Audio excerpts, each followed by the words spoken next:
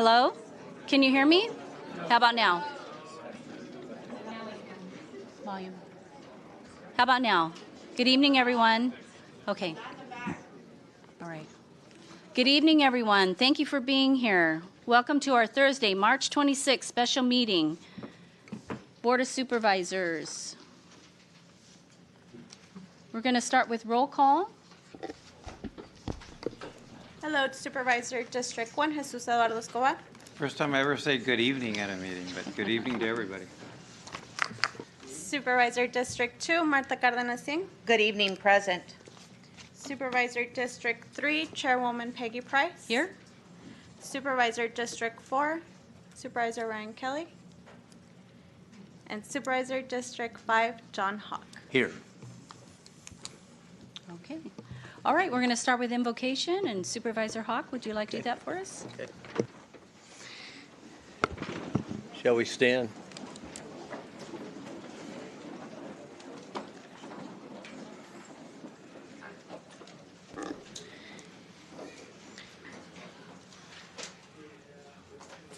Father, we come before you now, and we thank you for the opportunity to be here tonight. Thank you for a free country where we can express ideas freely, that we can exchange thought and do it in a way that honors you. So we ask, God, that you give us just the spirit of getting along and honoring our fellow man. And we ask this in Jesus' name. Amen. Amen. Ready? Begin. I pledge allegiance to the flag of the United States of America and to the republic for which it stands, one nation, under God, indivisible, with liberty and justice for all.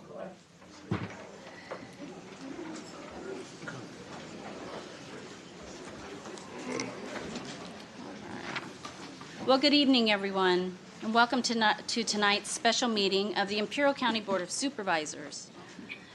Thank you all for being here and for your continued engagement on the proposed Imperial Data Center project. We appreciate the time and effort community members have taken to stay informed, share input, and participate in this process. We look forward to a respectful and productive discussion this evening. Okay. So this evening, before we begin, I want to address how we will manage decorum during tonight's meeting. So in order to remain fully present and focused on listening to the presentation and hearing directly from the members of the public, I will be delegating authority to the County Executive Officer to assist in maintaining order and decorum in the room. And this will allow me, along with my fellow supervisors, to direct our full attention to listening to all feedback and input from the community. Dr. Lang, would you please share an overview of the meeting guidelines? Yes, good evening. We recognize that there are many people joining us tonight, both in person and online, and we want to ensure a safe, respectful, and productive environment for all participants. Therefore, we are requesting that you adhere to the following guidelines. Respectful conduct. All participants must treat others with courtesy and respect. Harassment, intimidation, personal attacks, discriminatory language, or disruptive behavior will not be tolerated. Should you wish to engage in a personal conversation during this special meeting, we ask that you please step outside the chamber so as not to disrupt other participants. Public comment. Participants are subject to time limits of 3 minutes each. Please provide your full comment and/or questions during your allotted time. There will not be responses to any questions until after your time has concluded. If a speaker is interrupted by the audience or paused while the county regains control of the room, the timer will pause. Shouting or talking over others is not permitted.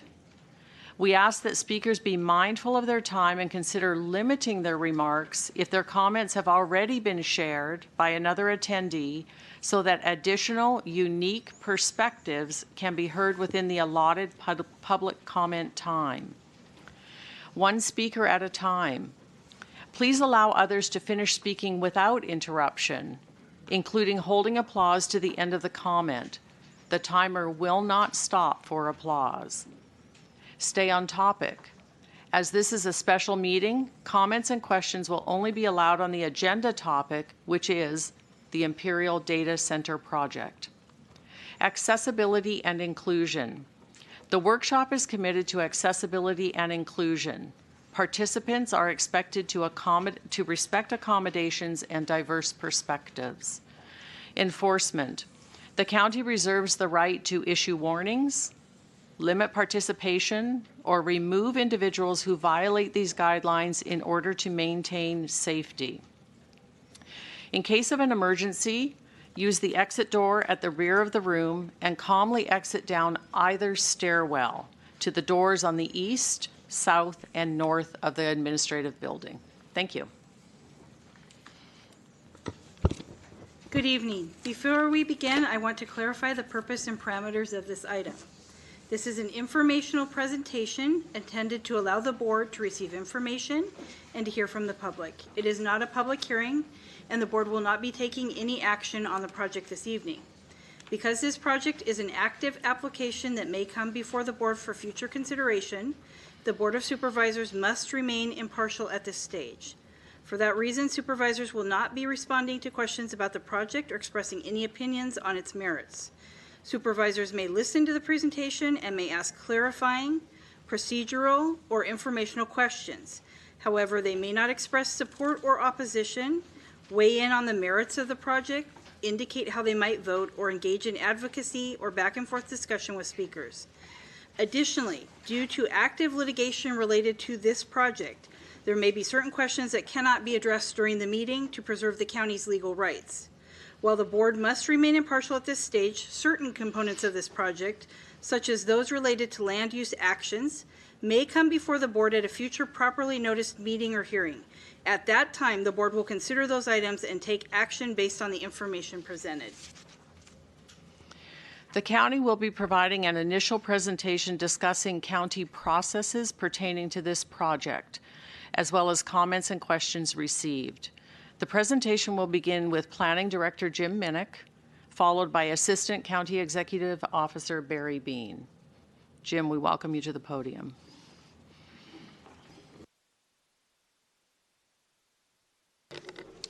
Good evening, board, and all the attendees. Thank you for coming. We appreciate it.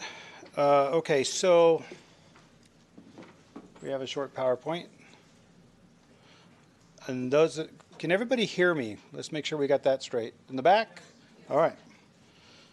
Sometimes I get excited and walk away from the mic, so correct me if I do, please. All right, here we go. So, as most of you know, we met in January in our first workshop, and we went over some of these things back then, but for those who didn't attend, we'll go through it again. Land use permitting process is relatively the same throughout the state of California. There's almost 500 jurisdictions that we follow kind of the same path. There are two types of land use documents. There is what's called a discretionary and a ministerial. Every project that walks in the door, every application that walks in the door of the Planning and Development Services Department goes through an assessment as to whether or not it is a ministerial permit or a discretionary permit. Discretionary permits essentially means a permit that requires special permission. Ministerial is a by right situation. So if I had a single family lot, I have the right to build a single family home. I do have to go through what's called objective standards, setbacks, heights, and so forth. And so that's a pretty straightforward process. To the right is the land use permit process that we go through. Application comes in. We assess whether or not it is complete for processing. We look at it whether it's ministerial or discretionary. From there, it goes, if it's ministerial, it's basically a building permit. If it's discretionary, it then gets checked whether or not it's subject to CEQA or not. And we go down that path as well.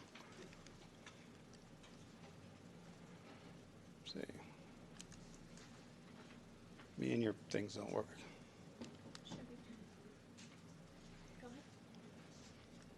There we go. All right, so one of the questions, and there's been a number of questions, I'm going to answer a few of them along the way that the county received. Why was the project, specific project, considered to be ministerial or by right? In 2017, the county updated its ordinances. We update our ordinances every 12 to 16 to 18 months. These updates reflect change in state laws, change in federal law, change in development trends, all sorts of different reasons. Back then, data centers were looked at and found to be compatible and consistent with a lot of the other uses found in the M1 and M2 zones. The board reviewed that, went through the whole process, it was approved. So when a project came in as a data center, you look at the zoning. The zoning says in an M1 and M2 zone it's allowed. M1 requires the data center to be inside of a building. M2 allows it to either be inside a building or in like a server farm outside, like containers.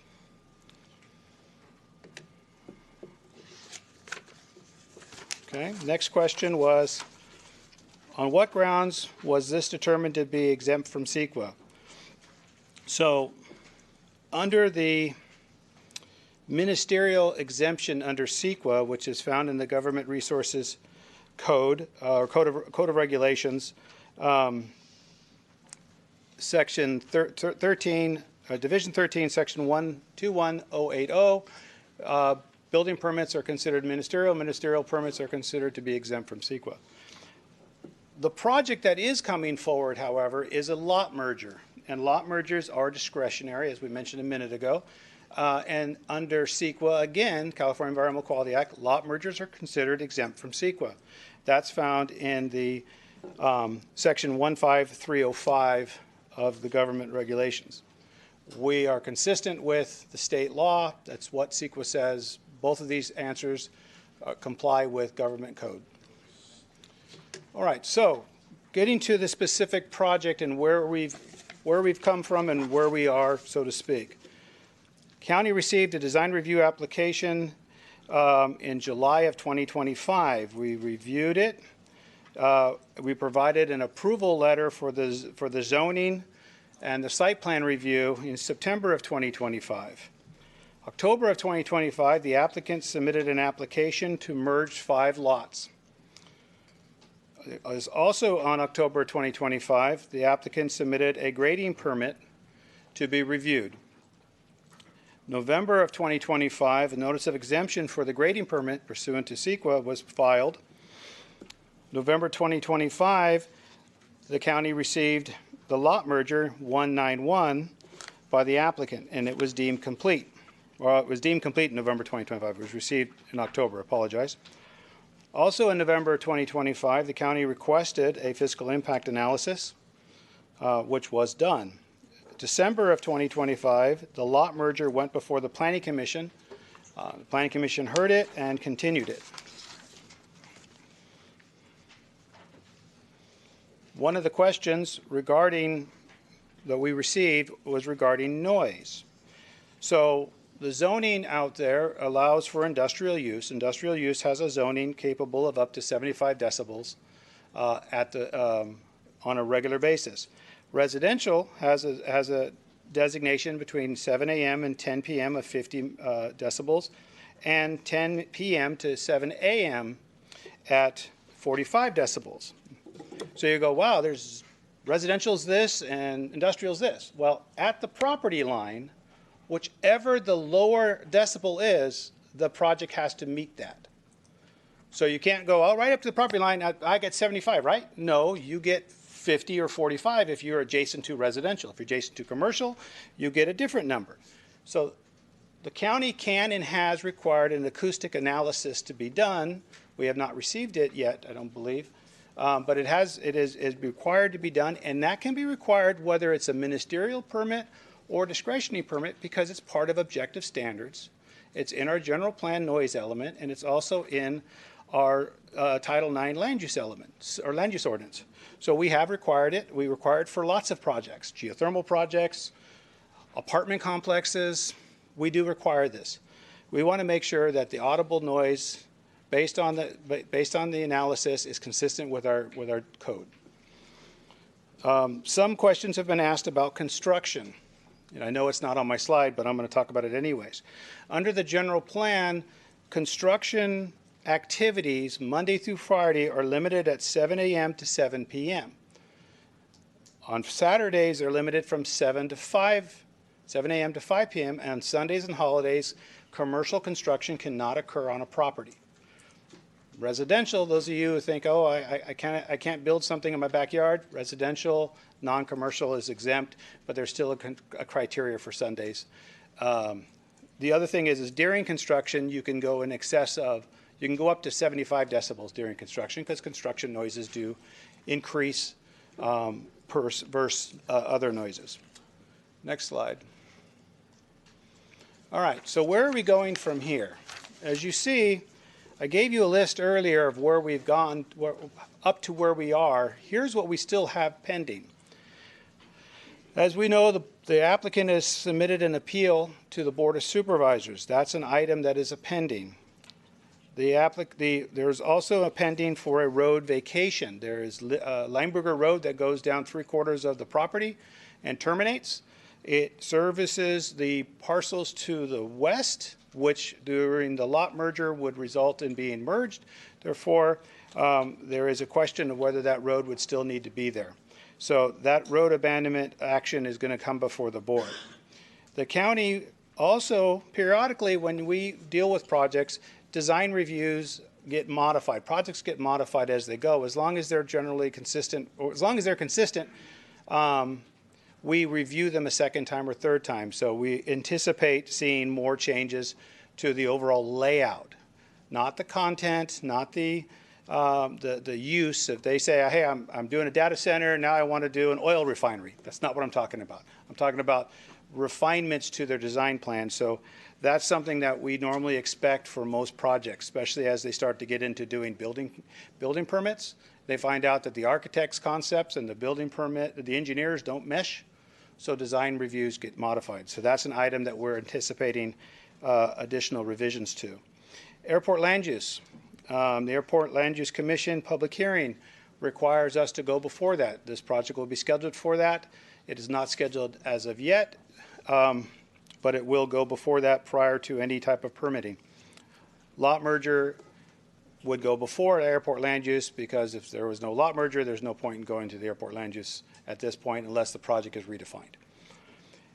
Now, you'll see red on my PowerPoint. These are external opportunities or external things that the county will be receiving but not producing. So the ownership, the consolidation of the 5 parcels under one ownership is required prior to a recordation of the lot merger. It is not required for the hearing of a lot merger. County finalization of the legal description. So assuming if the project were to be approved on the lot merger side, the county has to review the legal descriptions, both of the Public Works Department as well as the Planning Department before that could be done. An additional criteria before a lot merger could be recorded is the removal or relocation of any and all utility easements on the property. We know there's a power line that runs right along the road of Lineberger Road, so we would still need to have that removed or relocated before we could record the lot merger. And that's consistent with the conditions of the lot merger. It's also consistent with state code. Okay, so assuming all of that gets done, we are at number 8. Number 8 would then allow us to record the lot merger, and that recording is called a certificate of compliance. Finally, we go to 9. 9 is the review of any building permits that would be submitted. Right now, there is only a grading permit that is submitted, and we're still in the review stage. A grading permit is one component of an overall development, Just like your house, the grading is just the ground, the foundation, the buildings, the HVAC, all the infrastructure, all still has to get permitted as well. We have not seen any of those permits. They have not come forward at this point, nor would we expect them to come forward at this point. The applicant also has to determine the water permitting. We have heard a very consistent approach to what they want to do. I'm not going to, I need to have that information before we go too much farther. Same with utilities. Air pollution, before you start to do any kind of construction, the Air Pollution Control District requires a permit to construct and a dust control plan. Then they also require a permit to operate, which is after the construction is done. That's something we would be expecting to get from them prior to issuance of a building permit. Any other agencies that have requirements, so if the gas company requires a permit and so forth, we need to have all of those in place. Then the county would issue, at this point, because we have a grading permit separate from the building permits, the county could issue a grading permit at that point. The building permits would, of course, come after the grading permit. And then finally, prior to certificate of occupancy, we would need to know that there is power and water serving the facility. For public health and safety, we couldn't obviously allow you to occupy a space without having those hookups. So generally speaking, developers are not going to start developing a building without already having those secured, those water and sewer and power all secured. But just to make sure we're not occupying spaces that are under permitted, that has to happen before a certificate of occupancy, which would allow someone to move in and operate the business. All right, that concludes my assessment. Assistant CEO Barry Bean will come in next. Questions? Can you entertain questions? Is that yes or no? Not at this time until we get to the public comment. I couldn't really see where. Wait a minute. The public comment is for comments, not for questions. This is supposed to be informational, is it not? We are not going to engage in a back and forth. It's a question for the county planner. I'll be happy to take questions when we're in that section of the meeting. Let us finish the presentation. Session coming up? Well, we have other people. Yeah, there is a Agenda that said that, so I'm asking the question. there is a comment section where the public can come up and ask questions, and we will answer any questions that we can at that point. Jim, please allow me. Mr. Powell, we'd like order in the room. Mr. Powell, there will be an opportunity to ask questions.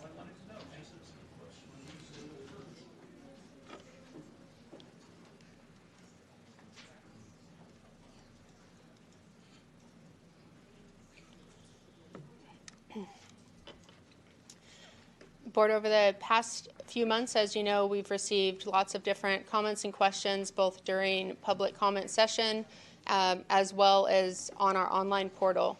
So we'd like to take this opportunity to provide an update to you and to the community on the responses that we've heard, as well as answer some of those questions during this time.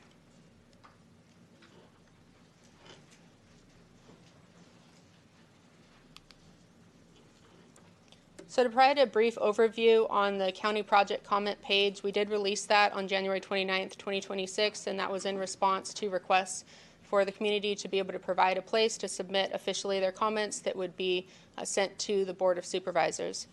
We did have that portal open for 45 days before we aggregated the information that we received. It does remain open, and we are continuing to receive responses, so we will continue about every 2 to 3 weeks. We'll continue to bring those together and update the documents that are on the website so the community is aware of the information we've received, and the board is also aware of the information we've received. To date, we've received 40 submissions, and that's as of when we posted the information.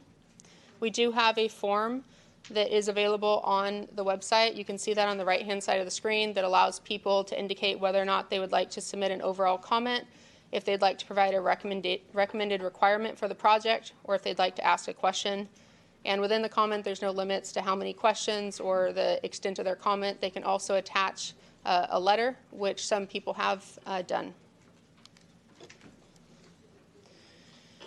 You'll see on the right-hand side of the page, there's a button that says Copy of Form Submissions.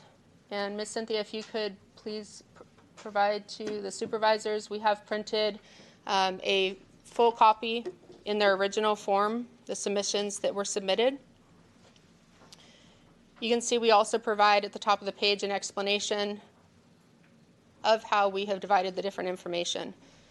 So what you're holding now is a copy of the 40 different submissions that we've received in their entirety. We did include them separated to make clear that they're different comments. The only change that we made is we did omit any personal identifying information to the extent possible. On the left-hand side, you'll see there's a button that says Summary of Feedback.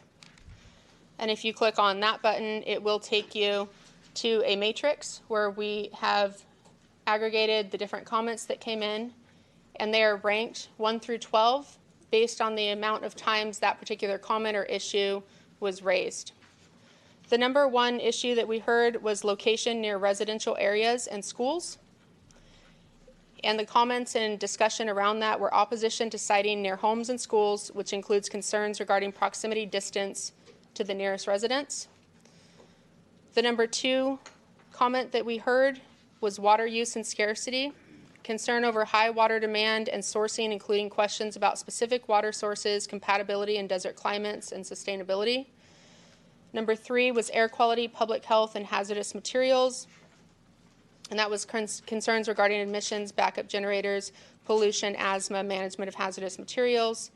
Number four, CEQA applicability and environmental review. Objections to treating the project as ministerial or exempt and requests for a full CEQA review or an EIR. Number five, noise and continuous industrial operations. Concerns about generator noise and continuous operations or industrial activity affecting nearby residents and schools.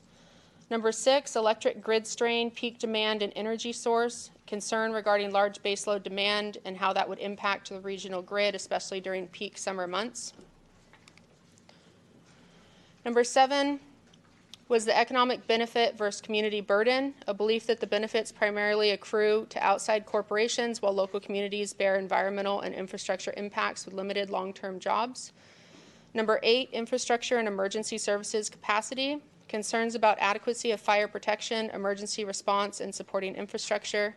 Number nine, transparency of public process. Ongoing concern about disclosure of project details that the project advanced without sufficient notice, outreach, or clear disclosure of risks and safeguards.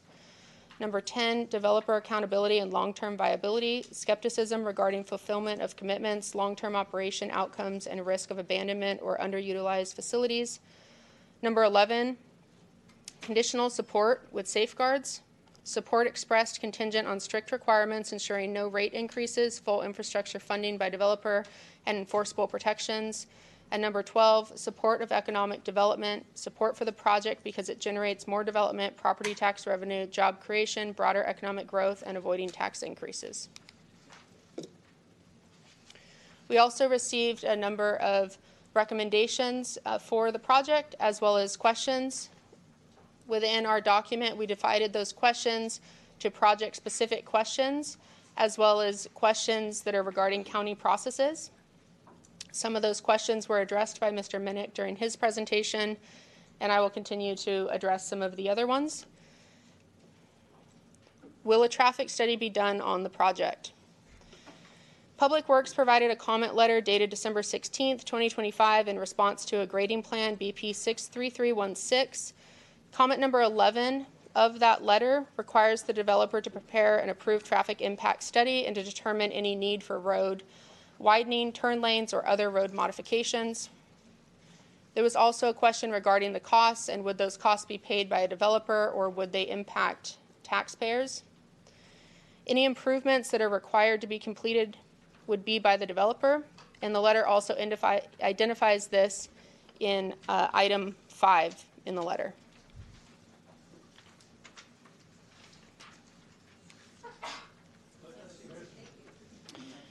We've also had questions about data centers and hot climates. We've heard that in previous workshops. We've also heard it in some of the submissions that we had, and we have heard it in some of the public comment that we've had at different Board of Supervisors meetings, so we want to provide feedback on that as well.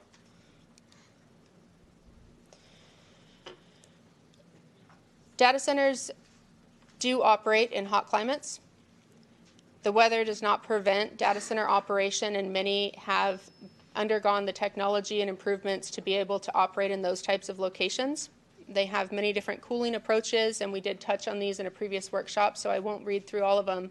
But one of the specific requests that we received was if the county could please provide locations of where data centers operate specifically in hot climates. So in this slide, you'll see a list of locations where data centers operate in hot climates. We won't go through all of these, but on the right-hand side, we include the temperature ranges of the peak areas. These are predominantly located in places like Las Vegas, Austin, Dubai, India, as well as Arizona. Another question that we've received is whether or not data centers are targeting disadvantaged communities. And while we can't speak to the intent of any particular developer or application that may come into different areas, we do want to provide the numbers, statistics, and demographics of where data centers typically are located right now, specifically in the United States. So if we look at what's considered and coined the data center capital of the world, which is Loudoun County, Virginia, I know many people have seen the different YouTube videos from that particular area. The reason it is called that is that it does have the largest concentration of data centers in the world in one footprint. It has over 75 facilities and over 25 million square feet of data centers. In this particular area, the demographics do not demonstrate that it's a targeted disadvantaged community for being located there. They do have a population of approximately 446,000. Their poverty rate is approximately 4%. Education levels have approximately 32% with graduate degrees, and approximately 95% have high school graduate or higher. And you can see the ethnicities that are described for Loudoun County. If we look at a different area, Maricopa County, looking at places like Phoenix, this is an area that's considered an emerging data center hub. There's approximately 50 facilities that are located there, 15 million square feet, and their poverty rate is much higher than Loudoun County. It's at approximately 12%. You can see their graduate degrees are at approximately 12%. And a significant difference in the median property value at $400,000 compared to Loudoun County, which is at $740,000. We have included references to this information as well on the right-hand side of the screen. So we don't have any definitive information as to whether or not data centers are targeted specifically in disadvantaged communities, but the demographics seem to demonstrate that they are across all different kinds of demographics, from wealthy communities to middle-range communities, and there likely are also data centers located in disadvantaged communities. As we talked about previously in our workshop, there's been a lot of questions about why Imperial County specifically, and many developers are looking to locate data centers in areas that have zone-approved land, as well as expansive land availability, power, water, natural gas, and fiber. One of the advantages that we have specifically in Imperial County is our geothermal baseload power. This allows data centers to have the opportunity for renewable power for their facilities and to have power that is 24/7, different from solar, which is only when the sun shines or when the wind blows. Geothermal is 24/7, so this is an opportunity for developers that are looking for locations, and one of the reasons that there's interest specifically in Imperial County. We also have, as you can see, other renewable energy resources as well that could support those types of operations. We've also had questions about whether or not the county has experience with battery energy storage systems. And the county does have over 300 megawatts of BESS, or battery energy storage systems, already permitted today, and others that are in the queue. So because of that, our fire has done extensive training. Since April of 2025, the county has held 9 different training sessions related to battery energy storage systems. The trainings have also been related to lithium-ion battery fire behavior, including thermal runaway, fire suppression strategies, and scene safety. Regarding safety equipment, personnel are equipped with standard firefighting PPE, as well as specialty resources such as thermal imaging cameras and a remote-controlled robot designed specifically to make entry in close proximity to a BESS fire. And the department continues to evolve and monitor the processes and procedures of other areas with BESS so that they can implement those in the operations they have here. We additionally had a question about whether or not the developer pays for fire services or supports directly their project. And developers are responsible for applicable fees associated with plan review, inspections, and fire protection services. This may also include development impact fees, plan check fees, and other cost recovery mechanisms necessary to support any fire department services to a facility like a data center. And a few additional questions we had is whether or not Imperial schools have provided comment on the Imperial Data Center project. And to date, we have not had any schools provide comment on the proposed project. We've also had questions about will there be tax incentives or abatements offered to this project. And there have been no tax incentives or abatements offered to this project, discussed or planned for this project. And lastly, we've had questions about whether or not there's been an independent economic study conducted on this project, and there has. And I won't be speaking to that. I'd like to introduce Michael Bracken, who is an independent economist that will provide a presentation.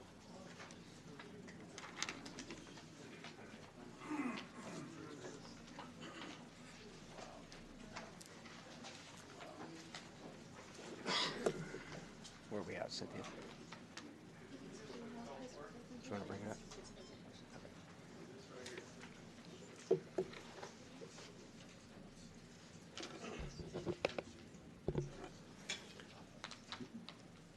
Just waiting for it to pop up. Give it a quick second. There we go. Thank you. Well, first of all, good evening, Madam Chair, members of the board, and the executive staff, and also, most importantly, the community who's taking time. Not a problem. Thank you. Madam Chair, members of the board, the executive staff, and most of all the community who's taking time away from their families and their schedules to be here, thank you for being here this evening. Let me introduce myself. My name is Mike Bracken. I'm an economist. I'm the managing partner and chief economist of Development Management Group. It's a firm I started almost 25 years ago. Most of my credentials are up there. As this could be part of an administrative record, I'll quickly go through them. I have both a bachelor's and a master's degree. I've testified before Congress numerous times. I assisted in drafting the payroll protection plan or program. You might recall that was the early days of the pandemic. I've served as an expert witness in both federal and state courts, testified before the state legislature, obviously numerous county and local governments. I currently also serve as an expert economist for the Southern California Association of Governments. That's the 200 cities and counties that make up Southern California. And I've completed literally hundreds of fiscal and economic impact analysis. I get how passionate folks are. I get it. I'm also neutral to this. I'm very agnostic about these projects. I'm not here to be a supporter of it.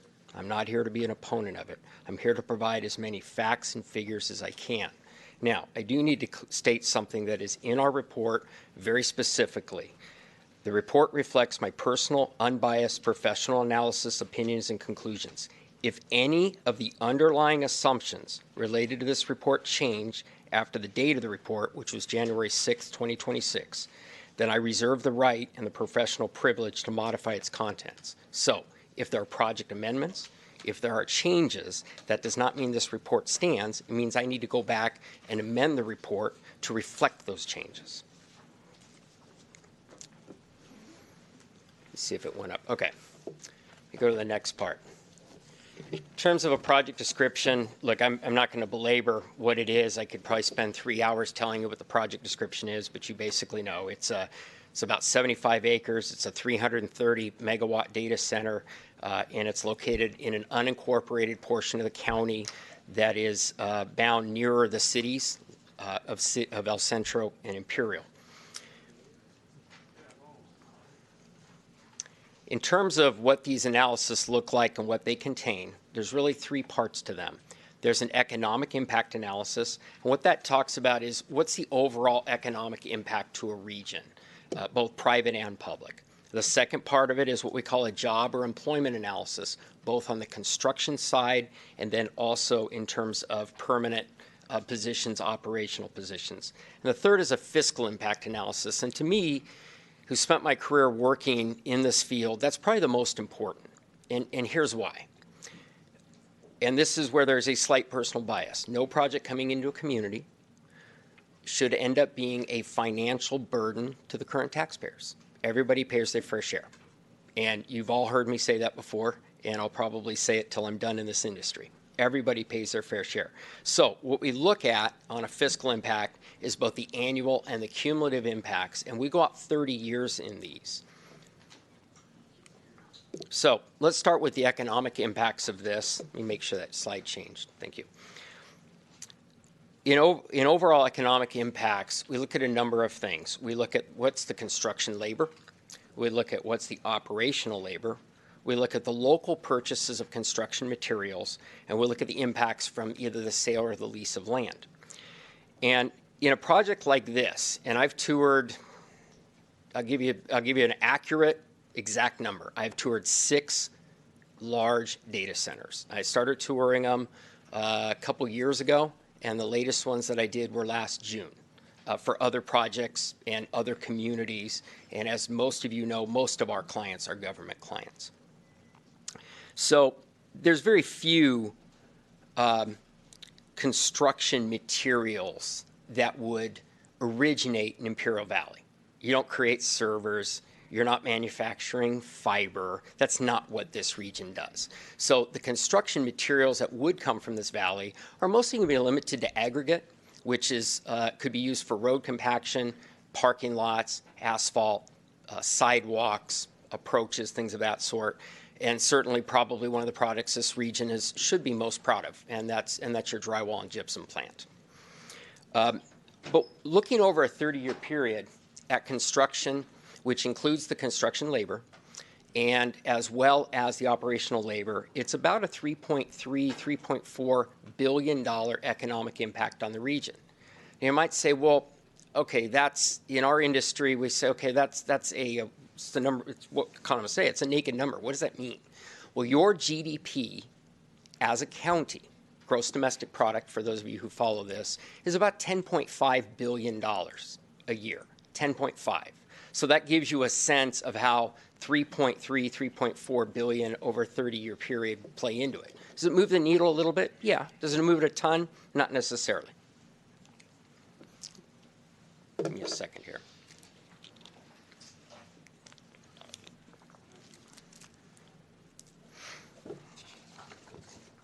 So the next part of it is looking at job impacts. And again, we look at 2 types of job impacts. One is we look at the construction employment, which we all know is limited. It's during the construction phase. But what I always say about construction jobs is this, and I'm getting older. I used to be young, skinny, and had hair, and all of that's gone away on me. But what is interesting is this. How many people do we know who've had a temporary construction job their entire career? The difference is their office location changes. They go from one job to the next job to the next job. So those who are typically in the construction field, and yes, there's interruptions. We know what 08 and 09 was. There wasn't a lot of construction to do. But by and large, depending on the field you're in, especially in renewables in this region, there has been one job after the next job for about 15 straight years. So while construction jobs are temporary, it is worth saying that there are people who that's the industry they go into. In terms of construction jobs, I believe there'll be between, and I've calculated this, at between 1,600 and 1,700 full-time equivalent jobs that'll last approximately 2 years. Now, economists convert that, and we always use what we call one-year FTE equivalents, which means if everybody were on that job at one time, which is impossible, okay, there's just not enough room to do things, they're on top of each other.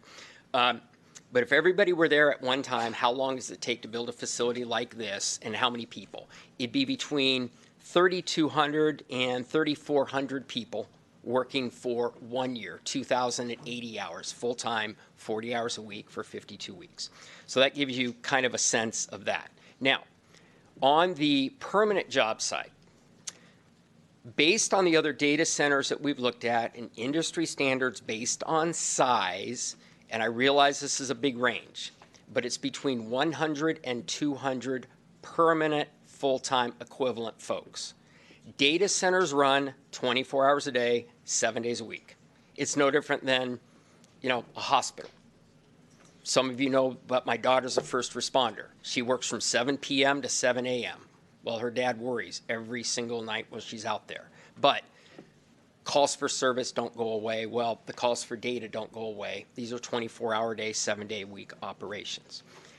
The wages that we're seeing, and I think they could be slightly higher here, but on a national scale, the wages of those full-time permanent jobs are between $85,000 and $120,000 a year. That's the wage. That's not including benefits and things of that sort. I do think they'll be a little bit higher in Southern California than they would be in El Paso, Texas, because the cost of living in Southern California is higher than it is in El Paso, Texas. And I think most of us would rather live in Southern California than El Paso, Texas. Now, I want to get into the fiscal impacts, which is probably the part, again, that I worry about the most. Let me see if this... Can you advance for me?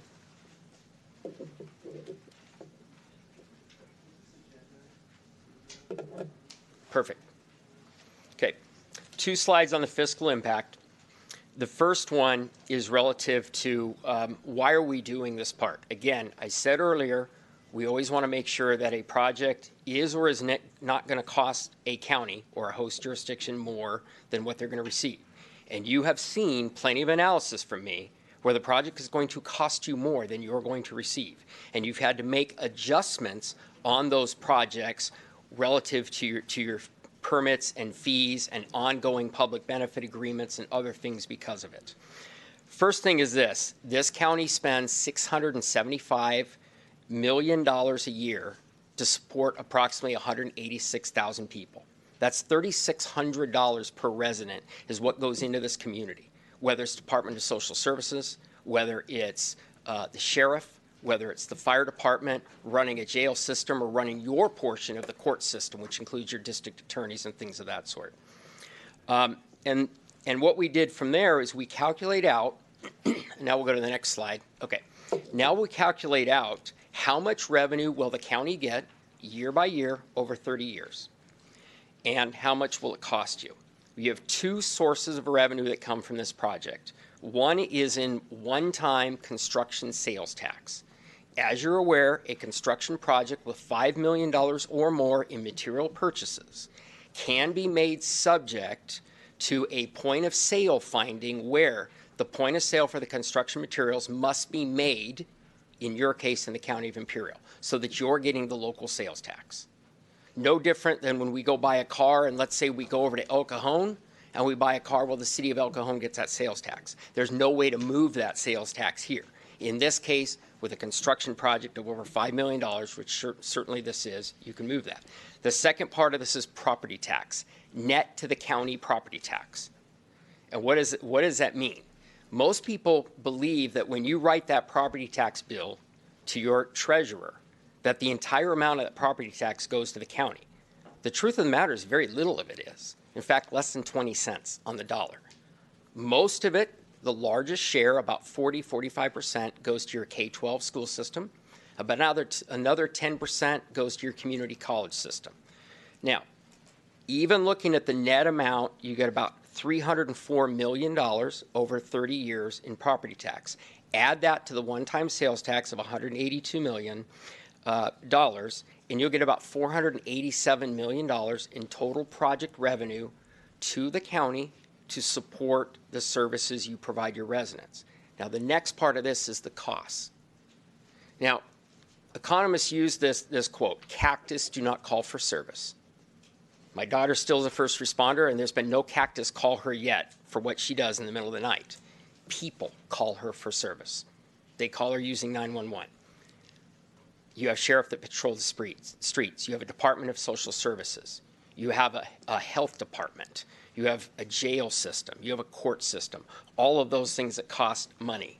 And we've calculated out that it'll cost the county about $108 million over a 30-year period to support the project, which means at the end of the day, the net benefit to the county, looking at the tax system, is about $379 million over a 30-year period, which is about $12.6 million a year.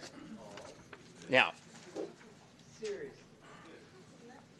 there's one more piece to this that I want to bring up. Excuse me. And that is the impact on voter-approved taxes. Under Prop 13 in the state of California, our property tax is capped at 1% of the assessed valuation, and the assessed valuations can go up and down depending on the market. Prop 8, all kinds of other things when you buy your home. But there also are voter-approved taxes. And there's two voter-approved taxes that I did some calculations on and want to speak directly to. One is to those folks who live in the Imperial Unified School District, and the other is to Imperial Valley residents as a whole who have voted in a special tax for Imperial Valley Community College. Unlike most taxes, most property taxes, we use what is called a mill system. And the millage system or the mill system is based on this. A school district gets voter approval to issue X amount in bonds. Let's just say 50 million. I'm making up a number.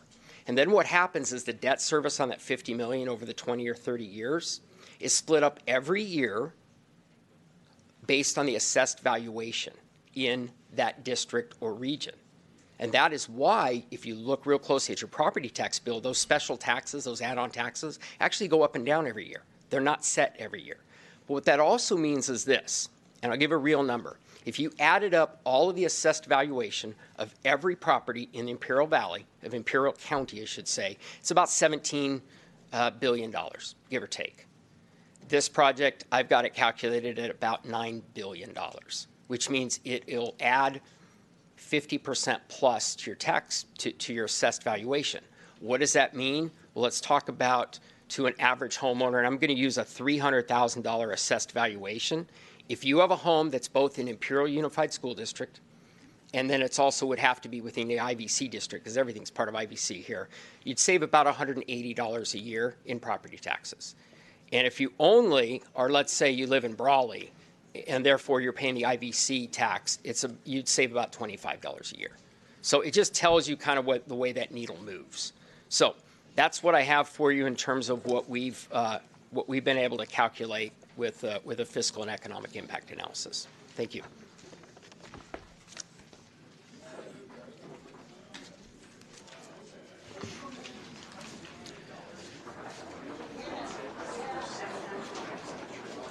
Thank you. Thank you, Jim. Thank you, Barry. Thank you, Mr. Bracken. We appreciate the information you shared. At this time, Mr. Rucci, we'd like to invite you to the podium and begin your presentation. Thank you, thank you. Can I see things here? Excuse me for a moment.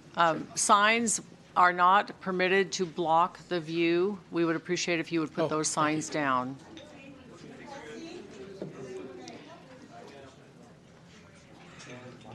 The rules were announced at the beginning of the meeting. We would like the signs to be put down. I'm in the back, though, so us in the back, we're fine, right? I understand that. Okay, just making sure. Thank you.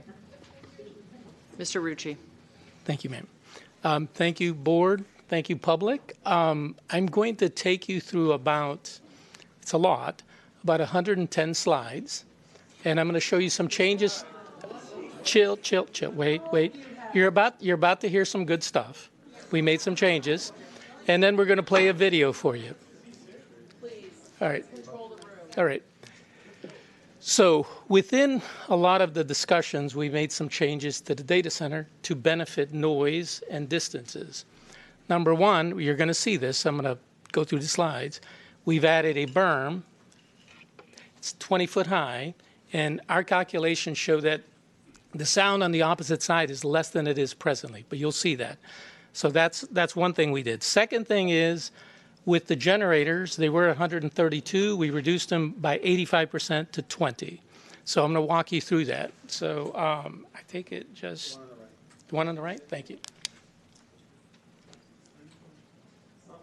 So this is what the site plan looks like now. And what we had to do to figure out the sound issues that we actually had to start deeper designs. Okay. And this is what it looks like as a site plan. This is what it looks like with the components. There's your berm, there's the data center, there's the dry coolers, the generators, the BESS, the water tanks, the retention pond, and then the substation. The berm is, well, as we'll lay it out as it keeps going, you'll see that. That's the berm. The berm itself is 90 feet on the bottom, it's 10 feet up on top, and it's 20 feet high. All right.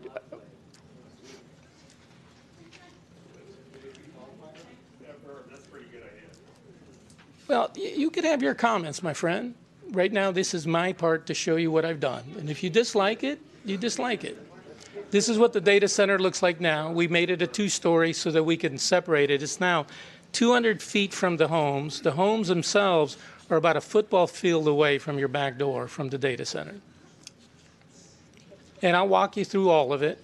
There's the berm, the data center, there's the retention pond. No, it's my turn. You could speak later. I've seen your videos. Okay, there's your generators that are up on top. The distance from the generators to the home is about 1,000 feet. Okay? No comment. You'll have your turn. The chair cannot hear the speaker. We're asking you. Excuse me. You're on the chair.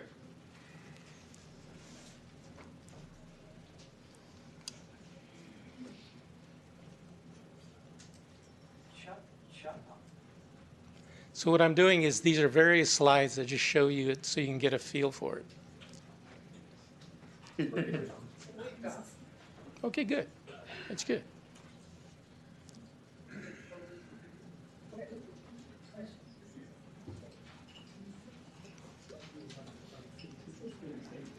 This is what it looks like as a site plan. Now I'm going to walk you through the 20-foot berm. Oh, seriously? That's a good comment. This is what it looks like. And here's one right here in town. This is at an existing berm at Keystone and Highway 111.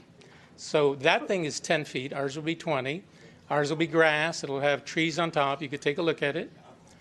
Now your generators were reduced to 85% from 132 to 20. Would assume that would be pleasing. That's where all of them are. The generators are up on the top right portion. That's about 1,000 feet away from the homes. Our calculations, that's what it looks like as a site plan. It shows that on the opposite side of the berm near the homes, the sound level would be less than 50 decibels, which is more than the ambient air noise right now. All right, and then there's your generators, which are EPA certified, and I'm going to walk you through some more parts. So we submitted to the Air Board for that. One of them was the constraints memo that we did last summer.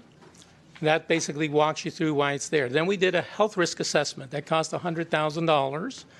That one was to determine the generators and what impact they would have. Now, since the generators have just dropped 85% and we were able to do it before with the 320 megawatts at 50 megawatts, you could figure it out. It's going to be a lot easier. And that submission is being redone. And then basically the conclusions is that there was no risks from it. Again, it's a report. I hired a guy who's a PhD. This is what they've been doing for 40 years. That's their conclusions.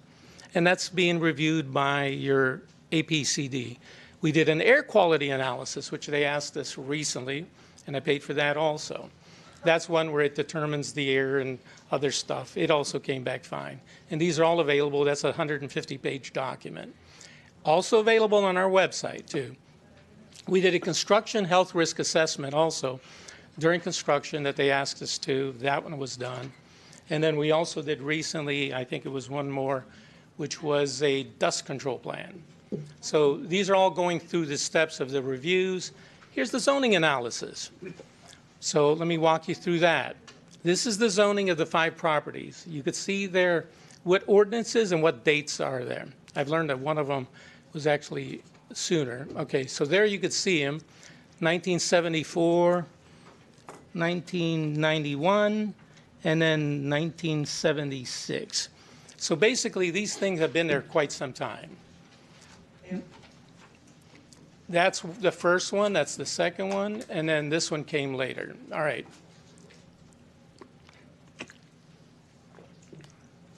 That's what it looks like. So it's all industrial minus the yellow. The yellow is agricultural. The industrial makes up about 93% of the property. Now we're going to compare the industrial zoning with the house plans next door to us that were done in 2003. So let's take a look at that. That's the house plans. Now, at that time, what I've done in my past 40 years is a lot of residential.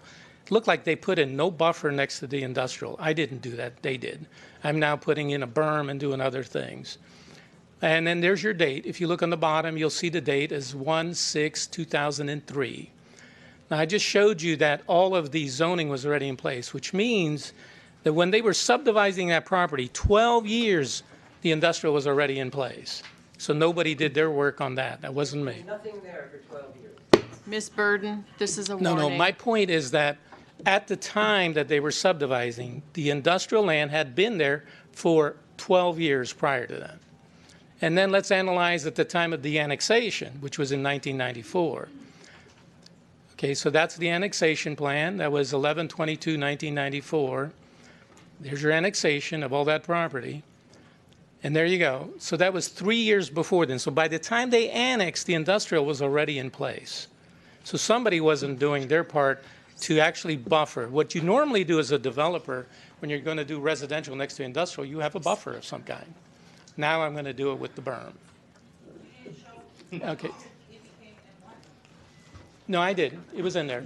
Okay, so here's your, yeah, I did. It's all in there. And you can have the slides. I'll put them on my website. So this is the M1 zone. And by the way, if I go back, if you look at the top corner of it, you'll see that the M1 zone, my eyes are not that good. It's 185 permitted uses on your M1 zones that you have. These are permitted, and it's pretty expensive and exhaustive. And there's your M1 that says the data center. And there's your M1 that says that the substation. If you look on the bottom, you'll see that it was amended in 2023. What that means is that by the time they did that, you'll see that on the next slide, ChatGPT was already out there for a year. So if there was any quibbling about what a data center was, you had well over a year to change it. Point being is that data center means AI data center. And there was plenty of time to fix that. And not that it would have. So what we have here is we have a data center that's a permitted use in the M1.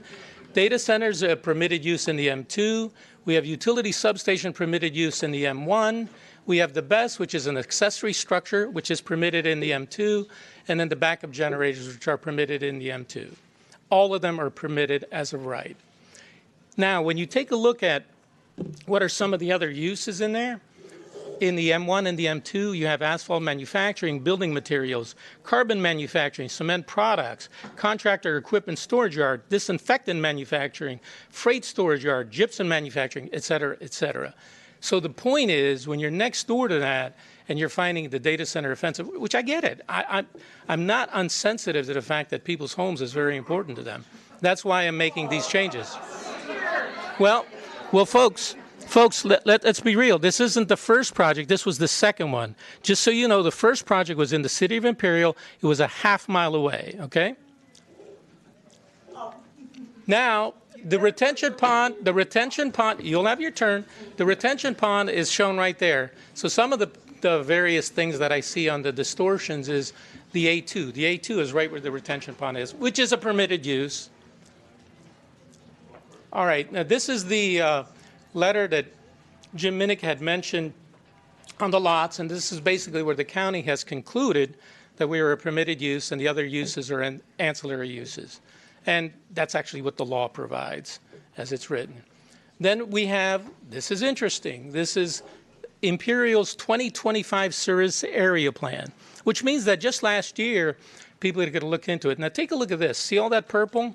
That's the data center. That purple is the I-2 industrial in the city of Imperial. That is their most aggressive industrial zone. Look at all that purple there. Now, when I'm looking at this and I'm coming here to find land, which, by the way, when I started this, I looked at all the maps in the county. There is not a lot of industrial land in this county. It's just not, mainly because it was agricultural. My total count, as I recall it, you'll have your turn, was 7. I came up with 7. What I did is I purchased all the ones that were industrial. Then I found some in Imperial, some in El Centro, and I started with Imperial. The intent initially was to do 250 in Imperial megawatts and then 80 here. Then we flipped it, and we put them both into this one. But if you take a look at that, this is in 2025. That exists today. That's the city of Imperial, who is very aggressive in their industrial zone in that area, the very area that we're occupying. By the way, that little agricultural on the bottom, it's purple, which means it's also industrial. The service area plan includes a bunch of permitted uses that you could see in there. Building materials. I always thought the data center would have fit as building and professional research offices, manufacturing, and a whole bunch of other uses. The point is that, in my view, in this area, which is mainly agricultural, you only have some areas that are industrial, and there it is. There's not that much of it. Because if I went and found some land that was much further away from houses, which I would definitely welcome, it would be agricultural, it would require a CEQA, and it would go through all that torture, and it probably wouldn't happen in 4 years. No. You all. No. This is my turn. This is my turn now. You'll have your say. Let's talk about the lot merger. And then this is what the lot merger looks like. So you got the M2s, the M1s, and the A2s on the top part. Now, what happened is, no, you don't have a question now. You'll deal with it later. Excuse me, Mr. Rucci. You will have a turn for your question. We need order in the room while he has his presentation. How long is it? I got more, and then we're going to have a video, too. All right. Now, this one here tells you parcels greater than 40 acres in net area may be divided by zoning district boundaries. Now, this is something I see repeated over and over. What that means is that when the lot merger occurs, it's at 75 acres. It's going to keep the same zone. It's going to look like this. That's what it's going to look like. The M2, those aren't going to be lots. Those are just lines. Now, compare the two of them. That's before and after. How removing the lines could create CEQA, to me, baffling, because it doesn't. It's just removing lines. And it's something that when I look back at the history of the county, you've done many, many times. All right, now in regards to power, so I can cover some of that with you. I'll take you through power and the rest. So the power, the first thing we did was called a power injection study from Powers Engineers. They work throughout the nation. They work very closely with IAD. There's your numbers that came up on the S line. It's 557 in the summer, and then it's 823 in the winter, and then the R line had 108. I didn't take all of it. I took 250. And that was something that was submitted and is going to go through more studies. So that was my first study. Then from there, we went to another study with IAD, feasibility. That's one where we picked 4 numbers, 150, 200, 250, and 500, and said, study these and tell us what the impacts are. And that was their study here. That's here. And then this one here, you could see on the bottom, I circled the 250. It basically says no impacts. Basically, we could handle it. All right? Then we did what's called a system impact study for the S line. I did 2 of them. That's where you analyze it more detailed. You pay for it, goes through the steps.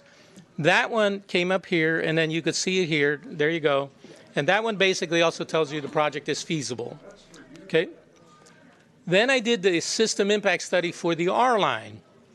This one came back the same, other than this one had some modifications they needed at the substation, something called a VAR. So that's being added to it. So that was also fine if you're willing to do that. All right. Then you had the IID facility study. This is what started last summer, was going to be done in 6 weeks, and then I had to pay for it independently, and that was recently finished.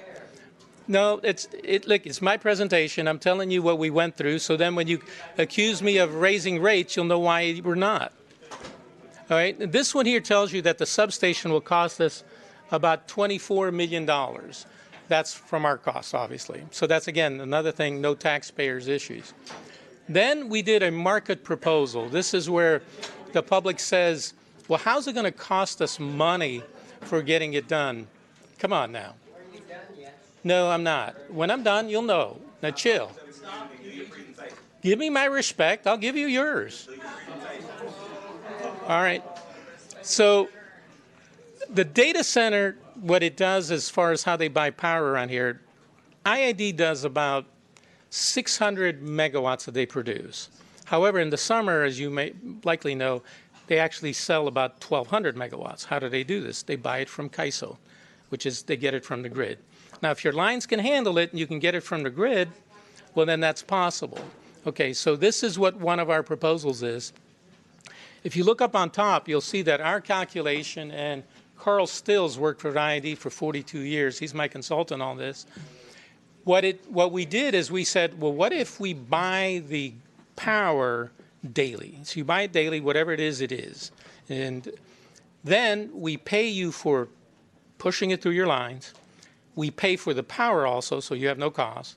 We pay you for a markup, and we pay you for management. Comes up to about 22 to 30 million net on the positive side to IID. Okay? That was our proposal. And then there's other ones that get there. So I don't know how you can raise rates if you're buying it and willing to pay for whatever it is, plus the transmission, the markup, and the rest. Then what we did is we also offered some voluntary upgrades. Last year, IID raised the rates on everybody because some of the upgrades hadn't been done. One of them is the R line. We've agreed to pay for that upgrade for the R line ourselves, voluntary, because it wasn't required for part of our studies. We also agreed to do the Mirage Devers connection, another one that opens up more power to get here. We pay for the substation, and there's no cost to the ratepayers. So that's just facts. In the water, we've had a lot of back and forth on that fairness that's there. So first thing is, how much water are we using? It's 750,000 gallons. And one day I thought, well, let me see, what does that really come to? One of the articles said it was 9,000 homes. Not really. It's 1875. So I said, well, if it's 1875 houses, what does that mean? We'll take a look at the next one. If I subdivided the land into an apartment complex, took 75 acres, took out 10, 65 acres, and I did it, it comes out to about the same quantity. So it's the same as a dense apartment project. And if you looked at it, if you disagree with my facts, just say it later. And then if you looked at it and you said, if you did it as a farm, how big is your farm? It comes out to a 160-acre farm. That's what it is by comparison. All right. Our proposal was to do reclaimed water, but we have 8 ways to get water. One of them was to buy it from the city of Imperial, which, by the way, I paid the bills for that study because that was the agreement. And then I did the same for El Centro because that was the agreement. But, you know, things are as they are, and then people said, well, maybe not. That's fine. What was the agreement? The agreement was we were going to make their wastewater treatment plant so it could reclaim all the water. So it was $2 million from city of Imperial and $4 million from the city of El Centro. That's $6 million. We only needed basically 12% of that we wanted.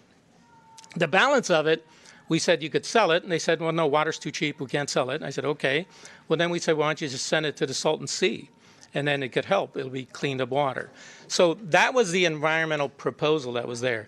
However, like I just showed on the other one, there's other ways to get there. We can buy it from San Diego right now that's offering it. We can wheel it from different places. We just purchased more land, so... Stop. You can have Jake make your little videos later. This is a biological study that we did. The room needs to come to order. All right, this is the traffic study that was mentioned earlier that we did, and I actually did it on both sites too. We did it in the city of Imperial also. This one here was a geotechnical report that we did, and then this one here was the phase 1 report that we did. Then this one here is the gas. We'll take a recess from this meeting. We'll take a recess. No data centers! No data centers! No! I think most of you know the format now. Developer will be allowed 5 more minutes on a timer. After he's done with that, we'll continue with our program, which will include a question and answer section.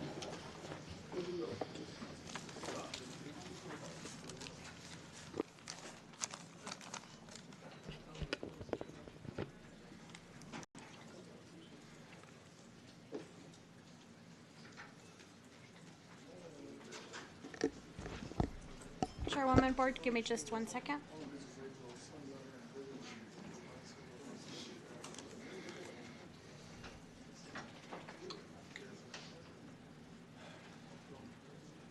Mr. DeVos. Okay, thank you. I'm going to finish up the project proponents portion of the presentation, if you don't mind. Tom DeBose, DeBose Design Group. My office is in El Centro. I'm a lifelong resident here in Imperial Valley. As our Imperial Valley goes, it is our agriculture that for history has fed the nation and the world. Ag has been our main economic staple because of the sun, soil, and water, and the labor that we've had that could work in the ag industry. And except for the project in Brawley, One World Beef, which was my project that I was responsible for back in 2000 and 2001, our ag products here move somewhere else to be processed. And so we don't get full advantage of what we do here by having that processing outside. And when that happens, those jobs for the processing go on somewhere else. But conditions change, markets change, time changes, and new opportunities come about to fill the lost jobs that we recently experienced with Spreckles Sugar leaving, or the lost jobs of that acreage no longer producing sugar beets. But to revive the economy, we need something new to allow our cities and you, the county, to have the revenue to provide the essential services that all of us citizens require. Now, water here in the Imperial Valley is not measured by the gallon, it's measured by the acre foot. 1 acre foot is 326,000 gallons. And the water supply for our county is 2.6 million acre feet. And in the last 2 or 3 years, we've left 150,000 feet in the river that benefited someone else. I'm tired of someone else benefiting from what we do.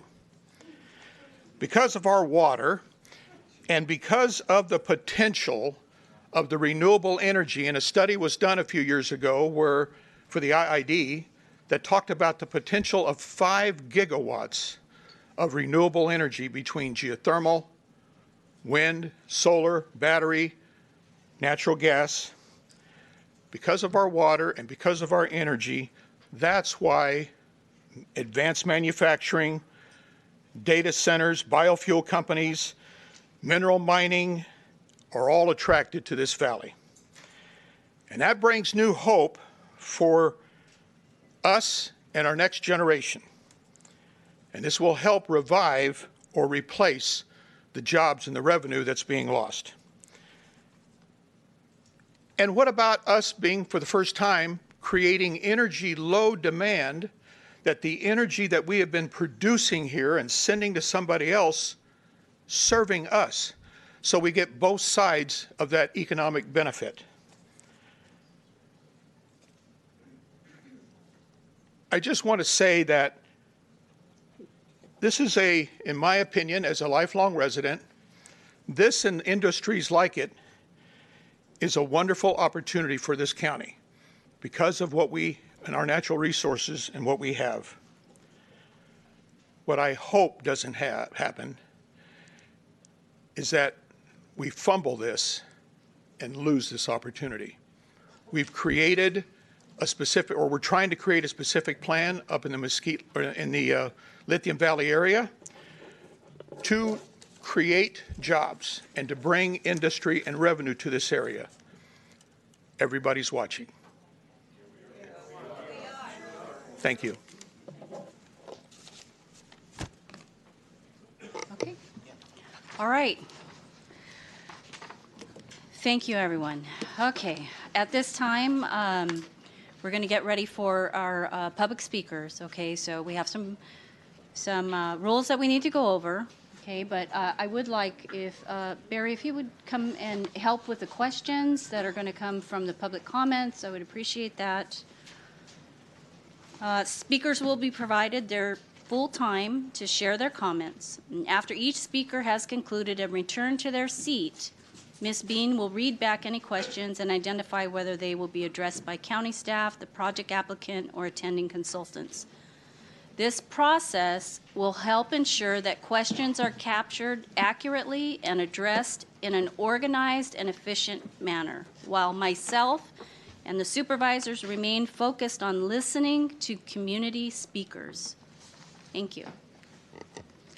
Before we begin with public comments, I would like to provide a few brief reminders. First, with respect to public comment under the Brown Act, specifically Government Code Section 54954.3 subsection C. The board may not prohibit public criticism of the policies, procedures, programs, or services of the county or the acts or omissions of the board. The county fully respects and honors that right. Criticism of county decisions and actions is protected and will not be limited based on viewpoint.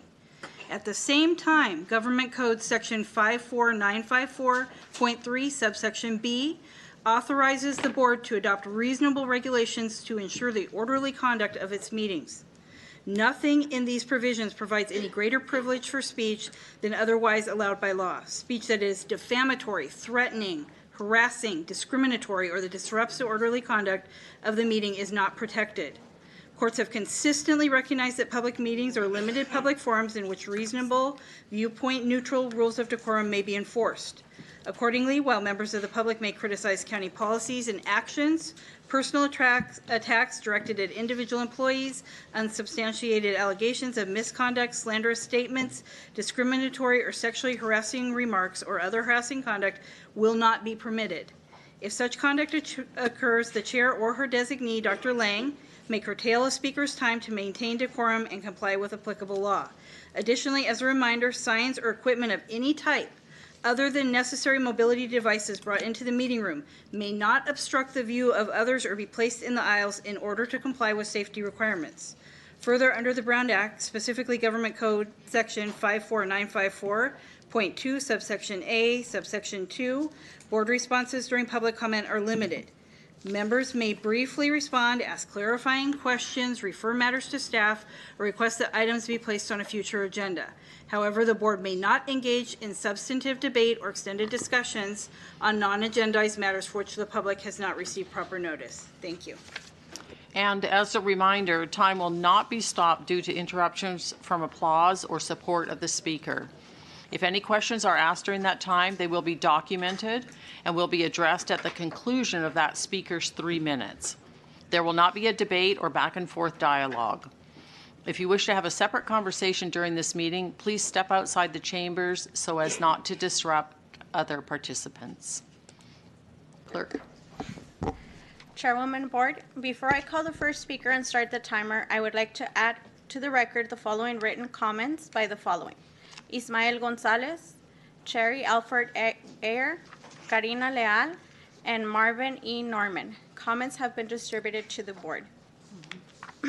In order to allow all speakers from different locations to speak, I will allow 10 speakers from chambers, 5 from overflow, and 2 from Zoom. I will now proceed to call our first speaker, Dennis Marita.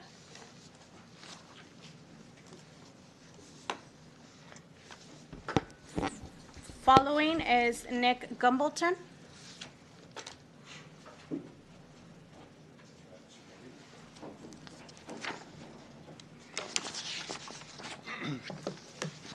Good evening, Honorable Board and staff. I frankly didn't expect to be called first, but here I am. Dennis Marita, City Manager, City of Imperial. Thank you for this opportunity. I'm not here to ask you questions this evening, so you'll be relieved to hear that. And I want to start with the obvious. City of Imperial filed a lawsuit against the county and the developer and those real parties and interests that own property in the area. And I want to be clear about the fact that that petition isn't about whether the development can happen. It's really about the process by which that development can happen. And I think that's an important distinction because the outcome of that lawsuit, if the city of Imperial were to be a 100% winner in that petition, that project could well go forward. It's about, again, about the process that is going to apply to that project. With that in mind, the focus of discussions, as a footnote, the law requires that the parties have discussions about a potential settlement. And so indeed the parties have engaged in those discussions. I would just say that part of this process for the city would involve identifying areas of concern, and you've seen by some of the prior presentation how those areas are proposed to have been addressed: noise, traffic, and those kinds of things. It is the hope of the city and expectation that if indeed a settlement is to be achieved, it would be that we would be arriving at a mechanism by which impacts could be identified and a process to arrive at mitigation of those impacts. And then at the end, a vehicle for enforcement. Now, I say all that, but make no mistake, the city does have real differences with the county and the developer as to the standards that would apply in determining the process. And of course, I don't think anybody's mentioned CEQA now that I think about it, so I'll say it out loud. Is CEQA going to apply to this project? And that's where there's a real difference. And so one of the things that settlement would achieve is that it would bring certainty to both parties as to how things are going to happen. That means I have 5 seconds left. So that is the advantage of settlement. Mr. Morita, your 3 minutes are up. Thank you. That's what we hope to achieve. Thank you.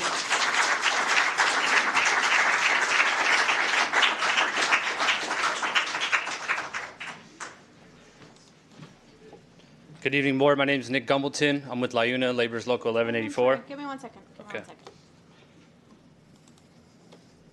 There. My name is Nick Gumbleton. I'm with LIUNA, Laborers Local 1184. Imperial County has constantly faced one of the highest unemployment rates in the entire country. That's families struggling, workers commuting long distances, and young people leaving the region to find the opportunity elsewhere. And this is happening in California, one of the largest and most powerful economies in the world. That contrast alone shows something needs to change, and this project is one of those. The data center will bring high-quality jobs during construction and beyond. Just as important, this project will be built under a project labor agreement, ensuring it's done right with skilled and trained union labor. That means good wages and benefits that support working families. Mortgages get paid, children get health insurance, and families don't have to worry about putting food on their table, especially in a time when the cost of living is a hardship on everybody. This project prioritizes local hire. It creates real pathways for residents of the Imperial County to get to work. It also invests in apprenticeships, giving the next generation a chance to learn a trade, build a career, and stay right here in their community. We have an opportunity here to turn high unemployment into real employment. Thank you.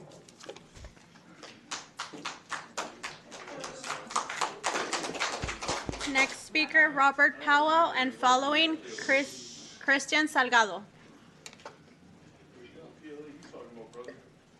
Pause my time just for a second. I was only asking if we were having a question and answer session. I was told we were separate from the public comments. Now that's changed again, I guess. No, I can clarify. If you have questions, then we have a scribe taking notes of those, and we will answer those questions. When will those be answered? When your 3 minutes are up, so speak for your 3 minutes. Well, I have something else, but I thought we were going to have a separate question and answer session. You have 3 minutes to speak, and at that time, then whatever questions are contained in your comments will be answered. Okay, well, I'll just give my statement then. Thank you. Apologize for my decorum earlier. I just was confused and wasn't getting an answer from you.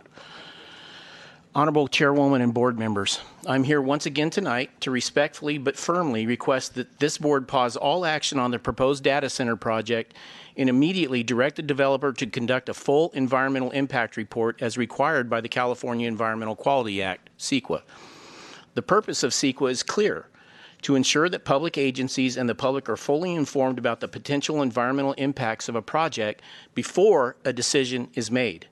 It is a cornerstone of public transparency, project planning, and environmental protection in our state. Any attempt to treat this project as exempt from CEQA denies the citizens of this county our legal right to understand the potential impacts on our health, safety, and environment. The number of residents here tonight speaks volumes. Bunch of people outside that couldn't even get in. We are not against development. Most of us aren't. We are for responsible development. We are for a lawful process that respects our right to know what a project of this magnitude means for our community and our families. Furthermore, I am deeply concerned by correspondence that suggests a coordinated strategy between the developer and county officials to circumvent this very public review process. Discussions aimed at preventing a required impact analysis not only are personally disgusting and erode public trust, but also could constitute a violation of the Brown Act, which guarantees the public's right to attend and participate in meetings of local legislative bodies. To be clear, this is not about opposing a project outright. This is about demanding that the established legal process be followed. It is about transparency, accountability, and good governance before a decision is made to place this project with potentially serious detrimental effects on a site in the midst of 3 neighborhoods and in close proximity to 4 schools. Board members, I know you are all honorable people who have earned the respect of your districts, and this is why you were elected to serve. I believe your motivations in bringing us to this point are honorable, but the situation we are in now, which you've actively or inactively allowed to fester, is a disgrace. I'd ask you to imagine yourself as a homeowner located adjacent to this development and being concerned about the impact this project is to have on your family's health.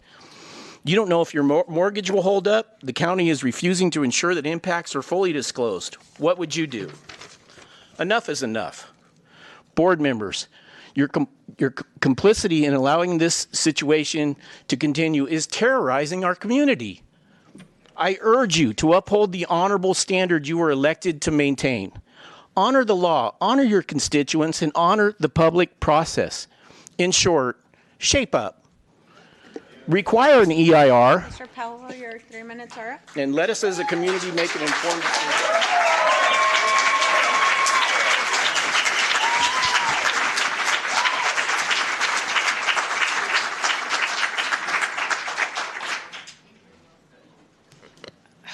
Alrighty. Okay, so good afternoon, Chair Price and members of the board. Over the past 5 months, I have spoken repeatedly in opposition to the Imperial Data Center project. So out of respect for the residents, I'm going to keep this very short. At this point, I am asking you to stop wasting residents' times and fulfill your responsibility as elected officials. I'm asking you to reject this project until enforceable protections are in place. That's really what we want, enforceable protections. I am asking you to pass a 6-month moratorium. This is not the first time I brought up a moratorium on data center development in Imperial County. You have the authority to do this. You really do, regardless of the litigation that's going on. Across the United States, communities are pushing back against these projects.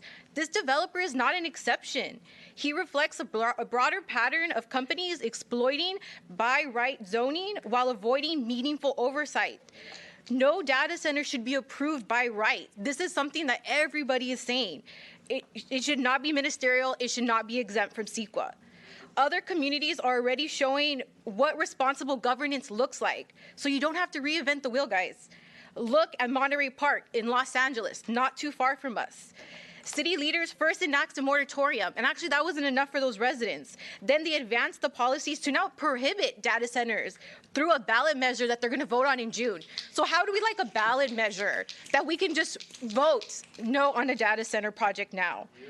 This means that residents, not just decision makers, will determine whether the high impact facilities belong in their communities. And importantly, this response comes from a proposal that's far less bigger than this one, 50 megawatts. 330 megawatts. It's apples and oranges, and their residents are just as upset. So I said I was going to keep this short. My questions are, can the board sincerely consider a moratorium? And what would the process to do that? And let us know that in a question, and also sincerely give us the process if this has to become a ballot measure that the residents have to vote on. If not June, in November. Thank you. Next speakers, Francisco Leal and Reina Adame.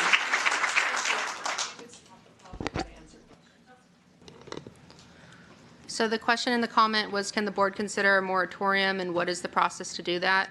Staff can take that request back to the board, but it should be noted that once an application has already been accepted, you cannot change the rules to apply retroactively. So if a moratorium was to be put in place, it would not impact this particular application, as it has already been started and is in the process.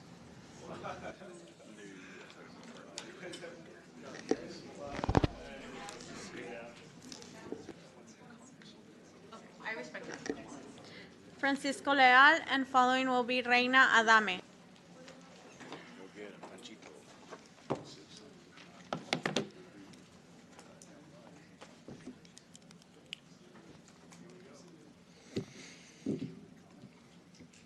Good evening, Board. My name is Francisco Leal, and I'm speaking tonight on behalf of 3,500 residents who have signed our petition, a community that feels ignored, dismissed, and betrayed. Because this is what it looks like from our side.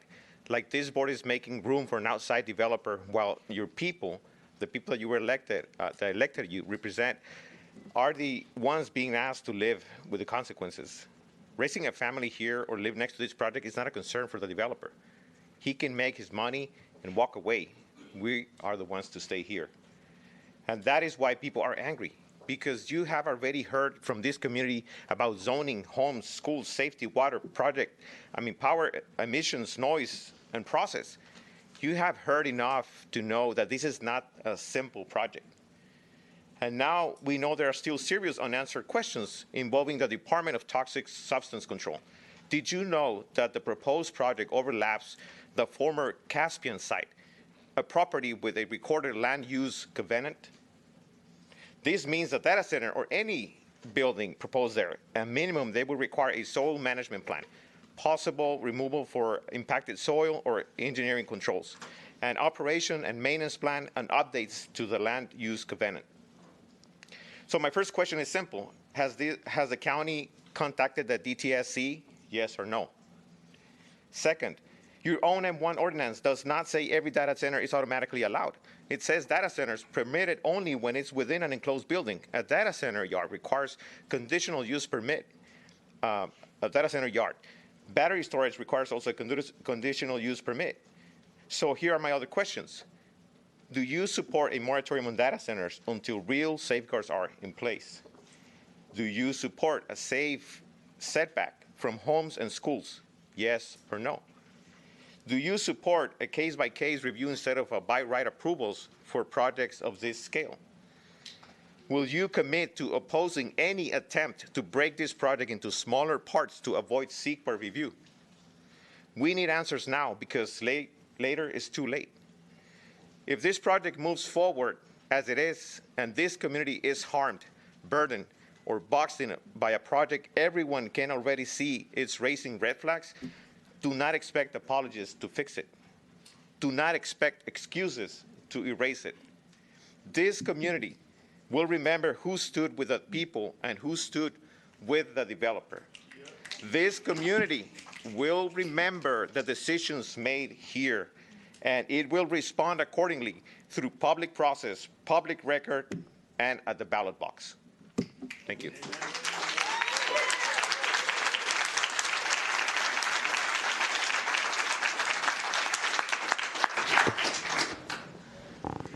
The questions that were asked were, do you support a moratorium of data centers? Do you support a safe setback? Do you support a case-by-case review of projects? Will you commit to opposing not breaking the project into smaller pieces to avoid CEQA review? Those are comments that we can take back to the board and to staff for consideration.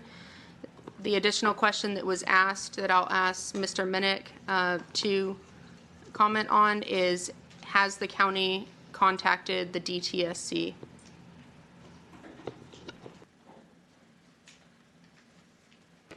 The applicant has done that. It's part of their analysis, and Tom DeBose can speak on that. You're fine. Landmark Engineering is the company who did the geotechnical for this project.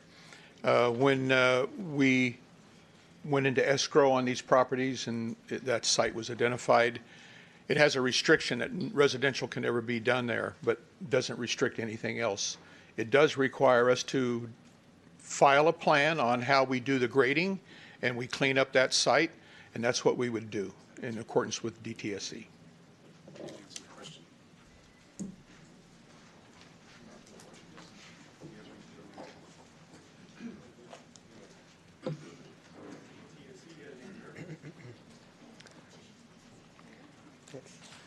Good evening to everyone. I want to begin by being clear, I'm not anti-development. I am a proponent of industry that serves people. Look at Sugar Valley Energy in Brawley, for instance. 20,000 projected jobs, renewable energy, and $1.4 billion staying right here in the valley. To me, that's what community-centered investment looks like. But what Sebastian Rucci is offering tonight is not community investment. It is financialized extraction of our limited energy grid, our water, and our land. To understand this project and how it's being pushed to us, you have to understand George Orwell's concept of doublespeak, the use of language to manipulate reality. A good example of doublespeak exists on the IVCM website, where the developer claims, quote, "We develop in locations with clear entitlements and community support. The site is zoned by right and CEQA exempt," end quote. To me, this is very misleading. How could one say clear entitlements and CEQA exempt when the project is buried in litigation? And Rucci's intentional piecemealing of the project, separating the industrial plant from the adjacent battery storage, proves that this is not a simple by right project, because the necessary rezoning for those battery storage didn't fully pass last time I was here. This project cannot be ministerial. It has to be discretionary. And by law, that would mean it requires a CEQA review. And any notion of community support is debunked by this very room and the aggressive maneuvering of the developer himself. This isn't sound development. It's an illusion. And in the cold and categorical terms and verbiage of classical economics, which I'm a student of, Sebastian Rucci is an economic parasite. Think of our community as a body or an organism. Think of this board as the brain of that organism. A parasite's only goal is to trick the brain into thinking it's a godsend, while it drains the host of its resources. Rucci is whispering promises of revenue, of recycled water for the Salton Sea to make our eyes light up. But his real goal is to capture development rights and land value as fast as possible. He wants to buy cheap, sell high, and disappear before a single law or regulation could catch him. Laws currently in the works, like Senator Padilla's Bill 57. Rucci's behavior reminds me of a quote said by Adam Smith, the father of capitalism and modern economic thought.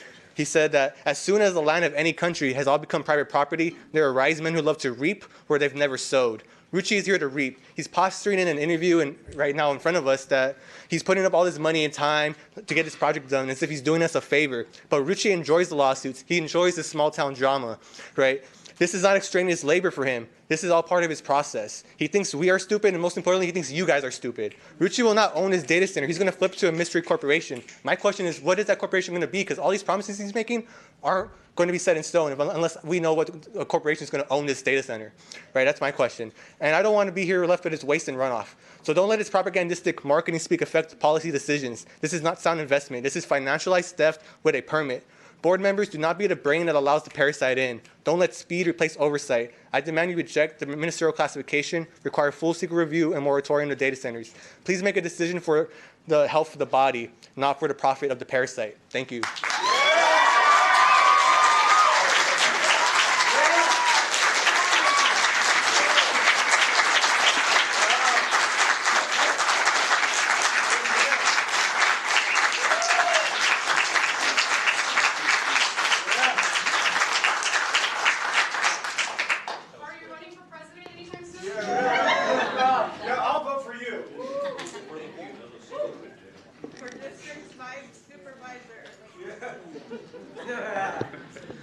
The question that was asked is, what is the corporation going to be? Who is going to own this project? Mr. DeBose is the representative applicant here. Could you address that?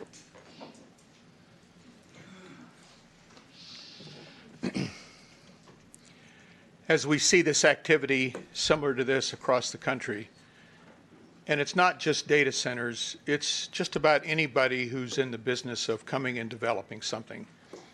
And if you don't mind, I want to just give a couple of quick examples.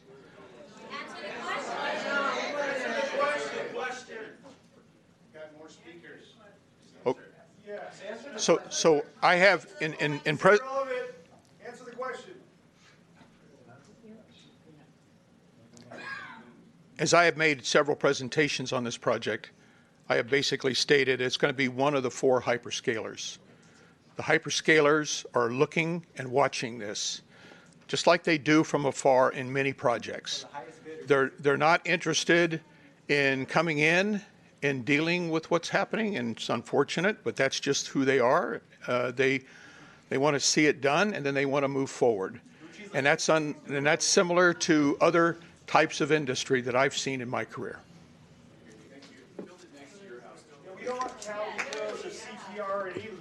There will be no further interruptions.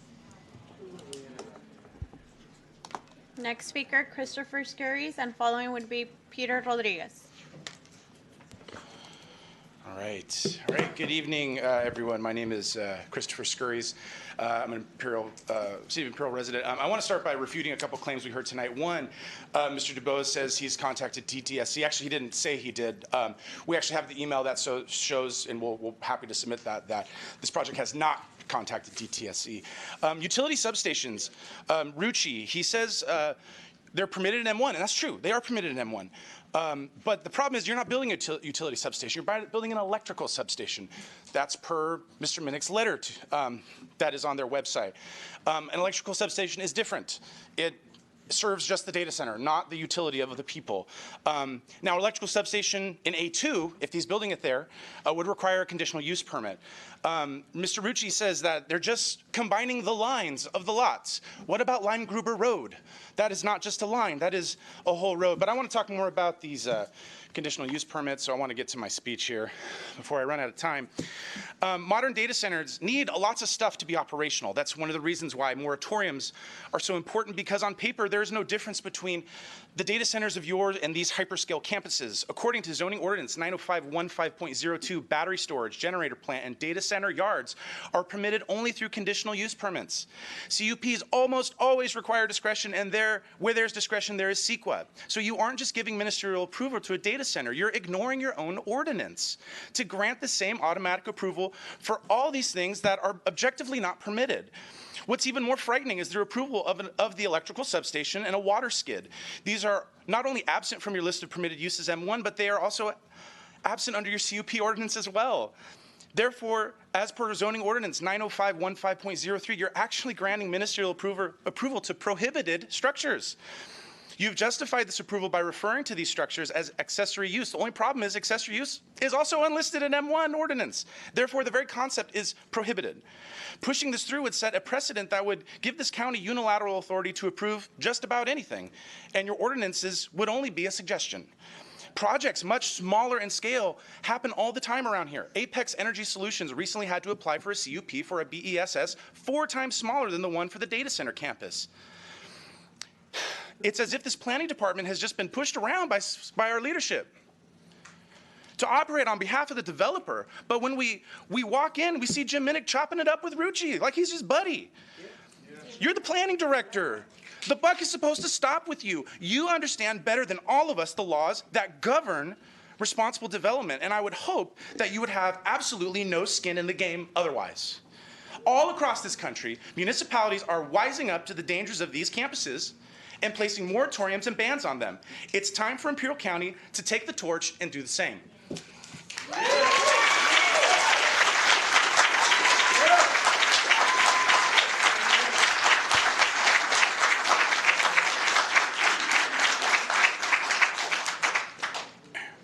Good evening, members of the audience and the board.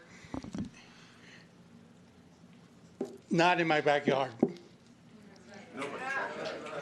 Last night I had dinner in that neighborhood, and we talked about the data center. 9 men, they opened up their hearts, and we know the consequences going forward. Jim, every project, and I see, because I read, is always CEQA review, CEQA. See, I know you know CEQA. I know. But this one, ministerial, I do have to question that, because every project that comes through, CEQA, CEQA, CEQA. Again, not in my backyard. I take displeasure The people trying to shove something down our throat. Tom, you talk about ag. We are ag. Lithium, where is it? Yeah. Really, where is it? You talk about we can't grow sugar beets. So what? Grow another crop. You talk about we can't process the crops here. Mr. Well, we should bring Rodriguez, those kind of businesses Mr. here. Rodriguez, comments are directed to the chair. I'm sorry. My apology. Madam Chair, you deserve the gavel. I respect you. I truly do. It's unfortunate that it was taken from you. But here's what I believe in. In democracy, there is leadership. There's also an opinions. But we have to ask the question here, real seriously. Are you with the people? Are you with the developer? And this is all, it's a question to all five, not just to Madam Chair. Okay? We have an election on June the 2nd. This developer has already buying 2 IED director seats, Carlos Duran and Eric Rodriguez. We already seen the literature.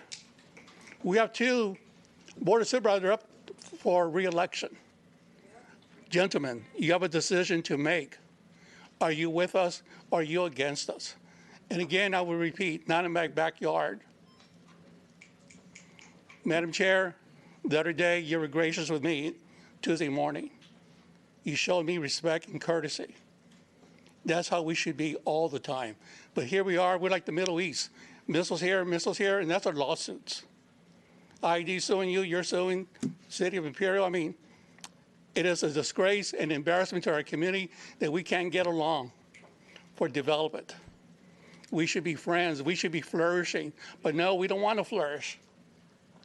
Let's do what the Middle East is doing, more missiles at each other, more insults at each other. Does anyone win? Are we winning? We're not winning that war in Iran, and we're not winning that war here. Thank you.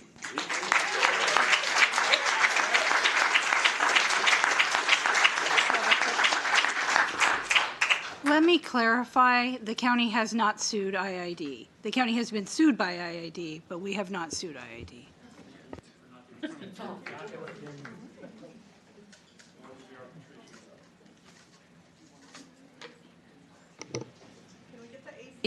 If you recall, I did explain that the reason I am not chairing the meeting like I would any other meeting is so that I can pay attention to you. The gavel was not taken from me, okay? I'm trying to be able to focus on what you have to say tonight. Thank you. Next speaker, William Cooper. Mr. William Cooper. Following is Julian Daniel from Hopeville, and I apologize if that's not your first name. I just couldn't read it. Oh, no, that's not me. Yeah. Okay. Unfortunately, Mr. Cooper wasn't here. I feel like he had a lot of great things to say.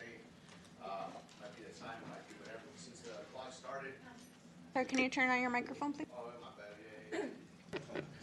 It's all good. I don't need those 6 seconds. So first off, I want to apologize for the last time that I was up here. I didn't hold myself to proper etiquette, so I apologize for that. However, as you know, we speak for reasons, and we speak these reasons very loud and very clear. It's not an opportunity to trade, and it's not a fair one. It's also not for us. You're asking the Imperial Valley region, already dealing with extreme heat, long-term drought, dependence on the Colorado River, blah, blah, blah, to absorb all of that resource industries for basically other people, right? It's already shitty here. It's already bad here. Let's invite bigger things here to make it better. That doesn't really make sense to me right now, but that's not for me to understand. So back to my point.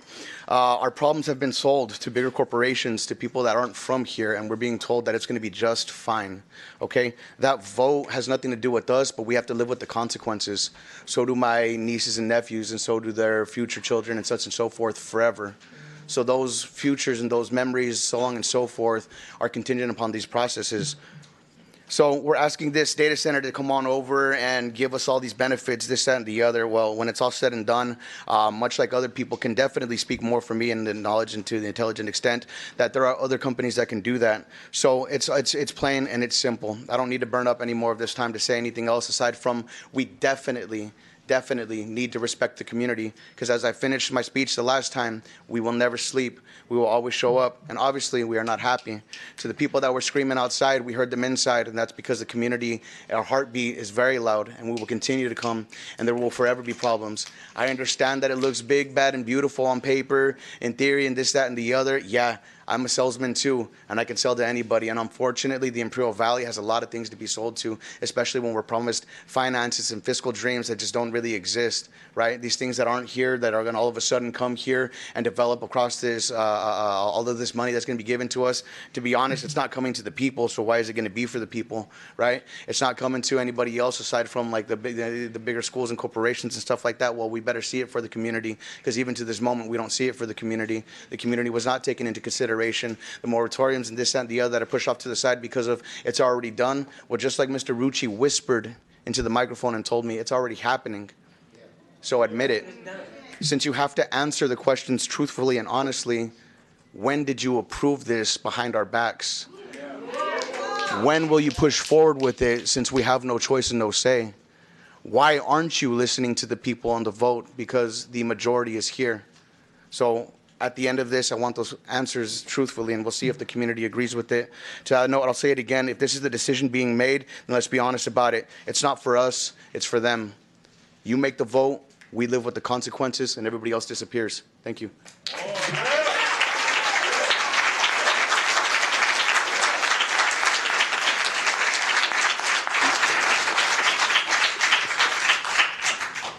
I'm going to repeat the questions for the record. When did you approve this behind our backs, and why aren't you listening to the people and the votes? And there has been no project approved, as we have stated multiple times, but we have documented your question.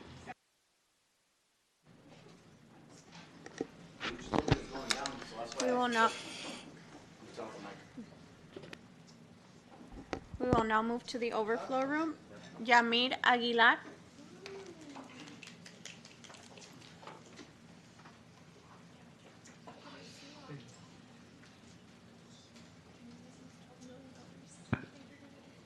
We'll be skipping that one, Cynthia. Next speaker, Jennifer Luna.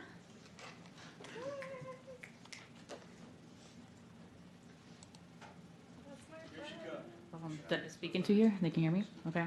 Well, I also did not think that I was going to go first, so here I am. So hello, my name's Jennifer.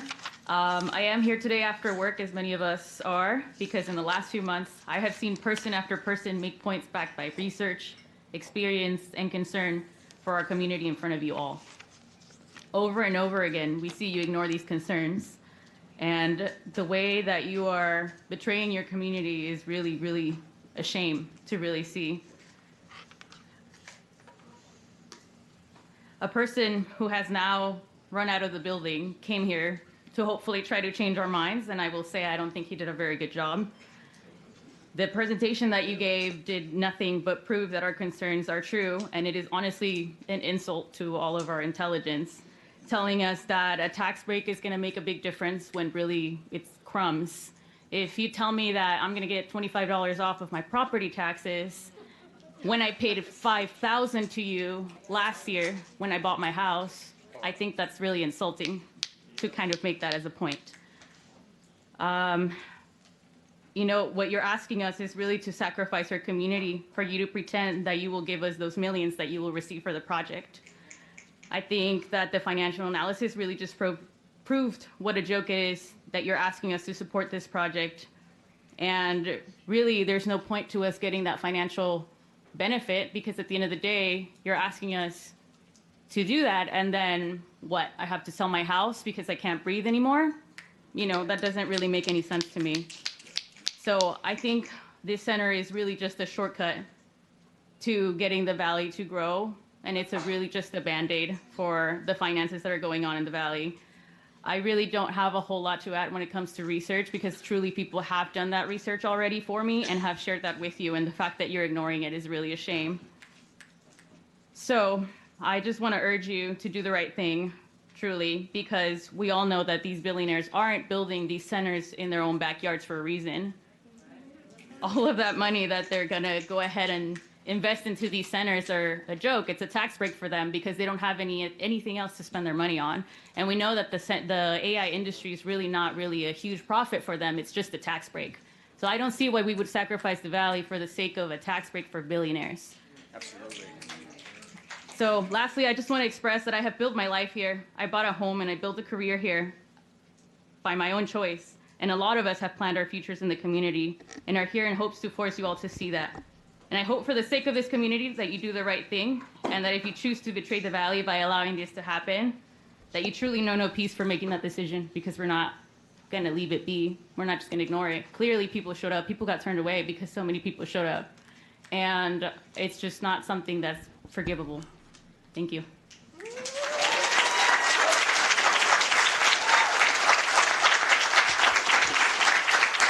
Next speaker, Isaac Guerra Delgado.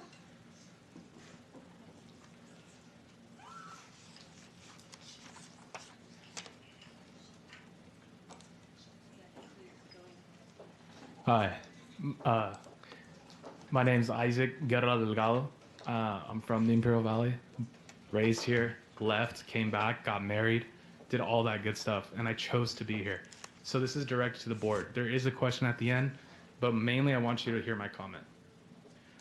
The privilege that I want to share with you all today is one that many Imperial Valley residents can find commonality with, something invaluable that transcends monetary gains and the perpetual stroking of egos, which this board, yes, this board, has so eagerly partaken in. We are border people with ties so deep to these lands that many of our families fought for us to belong here with their sweat, blood, and tears. The evidence is irrefutable. If you look to your left, you look to your right, you look anywhere around you, you will see a community member of our small yet resilient desert who has come here to fight for our privilege that you, the board, is trying to strip of us. Make no mistake, our privilege is not founded in what we have. Instead, it's rooted in who we have and where we have it. To be a member of this community means to know each other, not superficially, but in what it means to live here. Yes, we suffer. We suffer on basically every front. Yet here we are for a meeting to disenfranchise with this board and their aims to cause further suffering for our home. The rich get richer, but they will always fall short. They can never take away our communities that our families have built and we aim to carry on. This data center cannot exist in our home, and if it's approved regardless of our community's disapproval, the board will have been not complacent, but instead instrumental in this attempt to destroy our home and our communities. So I leave you with a question for the entire board. You guys can all answer it. How will you sleep at night knowing you have chosen to destroy our home?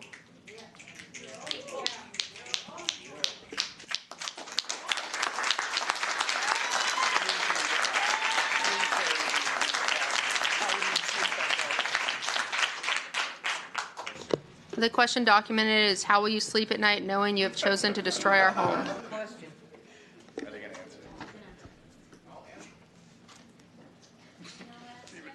Next.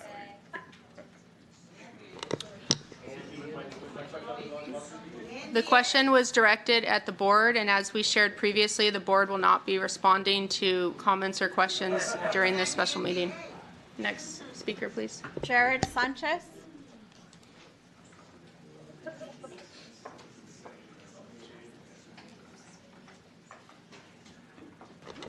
Misty, there was a comment about the county signing an NDA, if you could address that.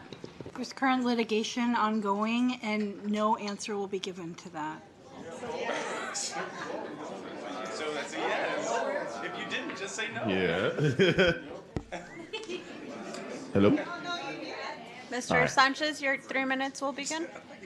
Thank you very much. My name is Jared Sanchez, and I actually work as a school teacher. And while we've had many good speakers come up already and give a lot of details on the legality and just following the rules that need to be followed, I usually just help my students find patterns.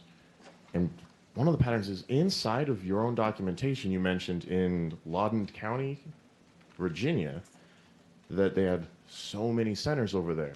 So I went looking and double checked a few things, and I know we're all looking for these CEQA requests to get, well, proof so we know the impact of the environment. In Lawton, I went and checked the past about 25 years of every July of their average temperatures. The average temperature in Lawton from 96 to about 2020 was an average increase of about 1 degree. Sounds pretty standard. But then I looked back and I was like, 2022, when the first data center was put in. And as more and more started being built up, in 2022, it was 76 degrees in that July. 2023, 78. 2024, 79. 2025, 80. While there might be other causes, as soon as the data centers started getting put in, we could already see it doubled or tripled its speed. That's an issue that we need to at least get investigated. Because if I have to get 3 to 4 more degrees in our 120 degrees, I'm going to be paying a lot more than $25 to get that AC going back up. That's all I really got to say.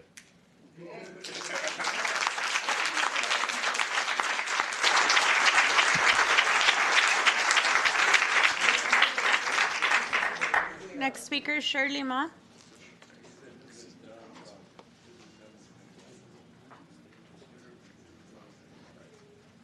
Shirley.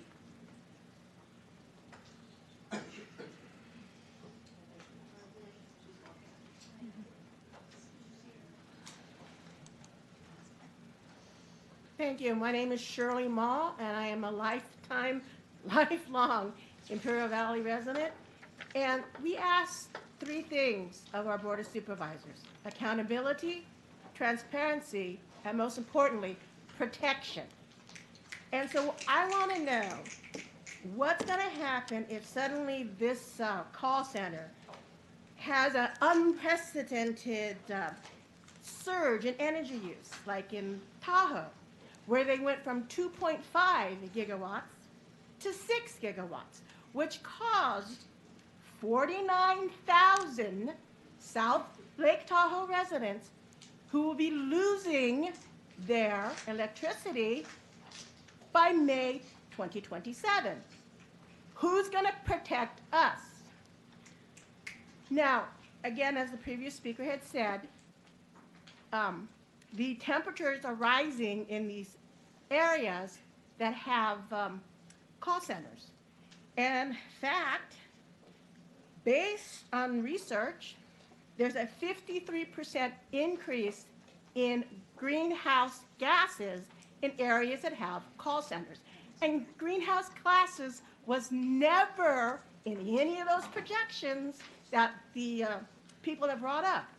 And that's because we don't have an environmental impact report.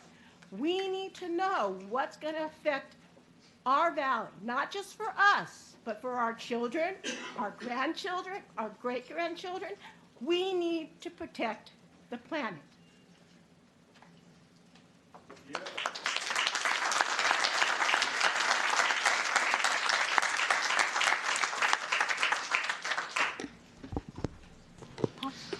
The question is, what is going to happen if this call center has an unprecedented surge in energy needs? Repeating the question as it was asked. And I think it is important to note that the county's role is in land use and permitting. The local utility is responsible for any power reliability and assessing and managing any forecasting or demand for adequate resources. So any questions associated that would be appropriate for our local utility. Developers trying to buy the IAD directly. We will now move to our Zoom speakers. The first speaker will be Jake.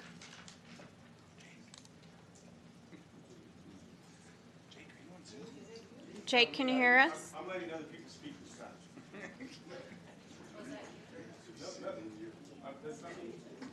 That'd be really funny if it was though. Jake, can you hear us?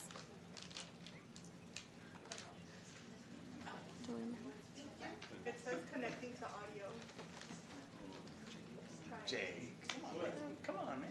I want other people to speak. turn on your phone? Well, if I speak, I'll go to jail. I have a lot of questions. I'd like to speak. Yes, please do, Michelle. If we may, JD is connected to audio. Would you like to move to the JD and come back to Jake? JD, are you ready?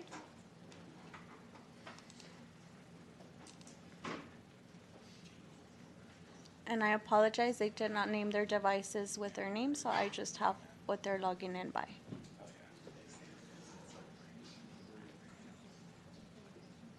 JD?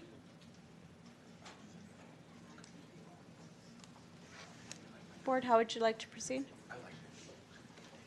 JD's the next one. No. Okay, who's up next? We come back to the room.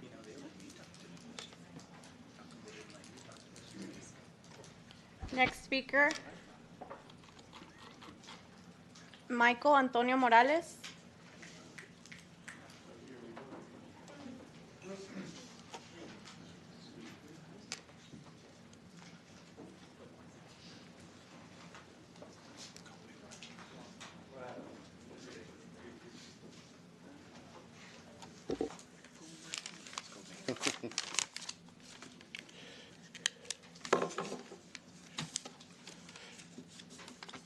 Good evening, Madam Chair and Board of Supervisors.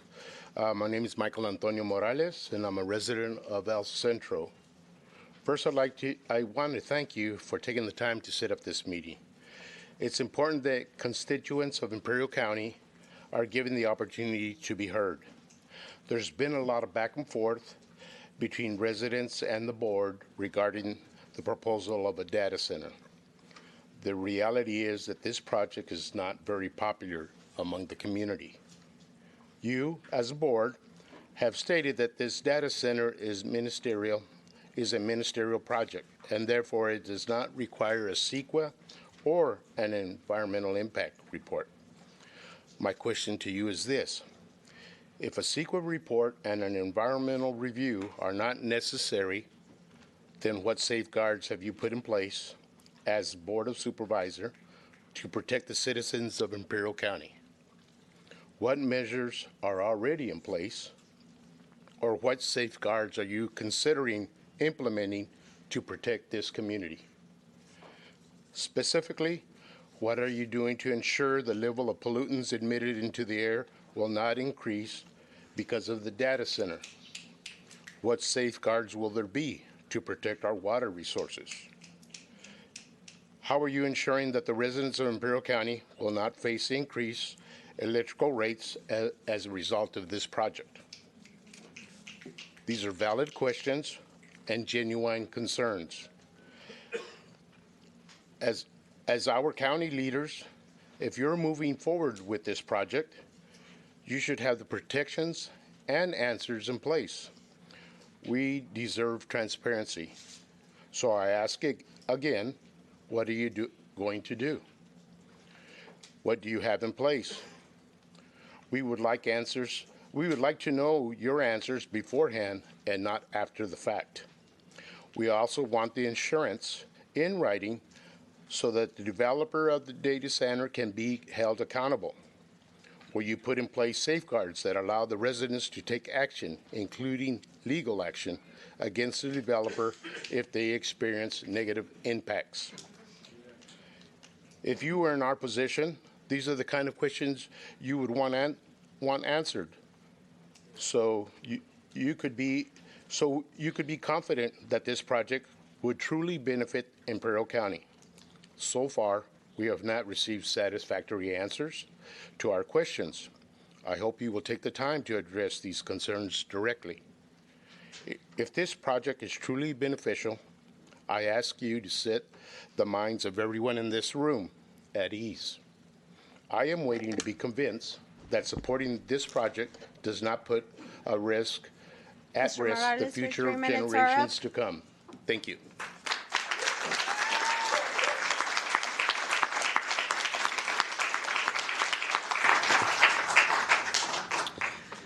I'm going to read these questions one by one as I believe they're appropriate for to identify to different people. So the first one is, if a CEQA report and EIR are not necessary, then what safeguards have you put in place and what measures are already in place or safeguards that you are considering implementing to protect this community. I'll ask Mr. Minnick first if he can touch on any studies that have been done for this project. All right, thank you for the question. All right, so first and foremost, there are studies that are being required and or have already been done. Traffic, air, noise, geotechnical studies. Those are all required as part of the development of this such. With regards to questions related to regulatory requirements, there are regulatory requirements for fire, there are regulatory requirements for traffic, there are regulatory requirements for air. This project is not getting to bypass those requirements. Thank you. The next question, what are you doing to monitor or protect against emissions? I'd like APCD to please address that question.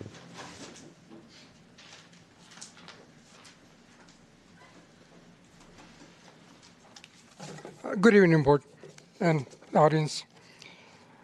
For emissions, the Imperial County Air Pollution Control District has several rules and regulations to abide with, and specifically for the generators proposed at this time.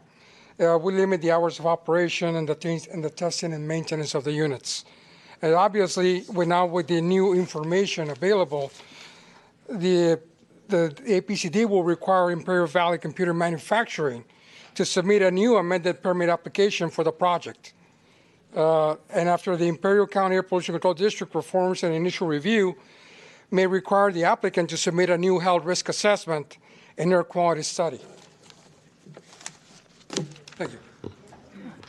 Thank you. The next question was, what safeguards do we have in place to protect our water resources? As previously mentioned, the county is not the entity that is managing the water components of this project, but we will take that back to our team. The next question was, how are you ensuring the residents will not see impacts as a result of this project? That's another question that we'll take back to our team, as I believe it's broad and could touch on many different departments. And the last question, will you put in place legal mechanisms regarding this development to protect the residents? And that'll be another question that we'll take back to our team. Next speaker. I'm sorry, there was one question that I missed reading. And how will we protect residents against electric rate increases? Again, the county is not an entity that monitors electric or power. That would be an appropriate question for this project or others with our local utility. Next speaker, Gina Snow, and then following will be Cristina Gutierrez.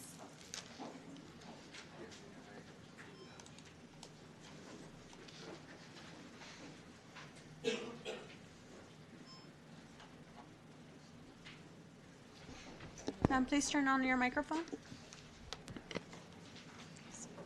Good evening, Board. My name is Gina Brister Snow, and I'm a resident of the Victoria Ranch community. I'm here today because, like many others, I care deeply about how decisions are made and what they mean for the people who live in the Imperial County. This project does not exist in isolation. It impacts real neighborhoods, families, and schools, but is also setting a precedent for how you treat your constituents. When actions like grading and parcel consolidation are undertaken specifically to prepare a site for a project of this scale, it becomes difficult to view those steps as neutral or isolated. And this is where your residents are struggling with the explanation that these early approvals are considered ministerial.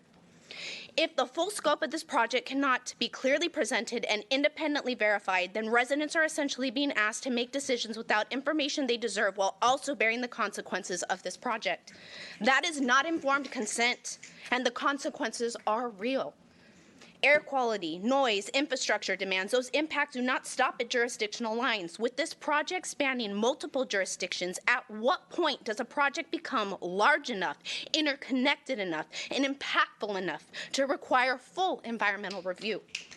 CEQA exists to ensure projects like this are evaluated as a whole so communities are not forced to accept impacts without a complete, independently evaluated understanding. Because let's be clear, No matter how often this narrative is used to push a project, this community is not actually in fear of change or asking for less development. We are asking for transparency, and quite frankly, we are tired of being gaslit. Imperial County has long faced economic hardship, and time again, large projects are presented as opportunities, as lifelines. But economic vulnerability should never lower the standard for transparency. It should raise it. Your community is asking for a fair and necessary question. Are we seeing a project that is truly transformative, or will the benefits leave while the impacts stay here? Because too often this is exactly what happens, and that is not a question of politics. That is a question of accountability. It's about whether you are doing right by the people you represent. Transparency is not just about posting an agenda. It is not just allowing a few minutes of comment. Transparency is ensuring that the public understands the full scope, the full risk, and the full trade-offs before decisions are advanced. When information is presented in pieces, when engagement is limited, when opportunities for meaningful participation feel constrained, the result is the same: erosion of trust. And trust, once broken, is not easily restored. Leadership is defined by decisions, especially the ones that carry consequences for thousands of people across environmental, economic, and generational lines. This is one of those decisions, and it will define whether you did right by the people you represent. Thank you.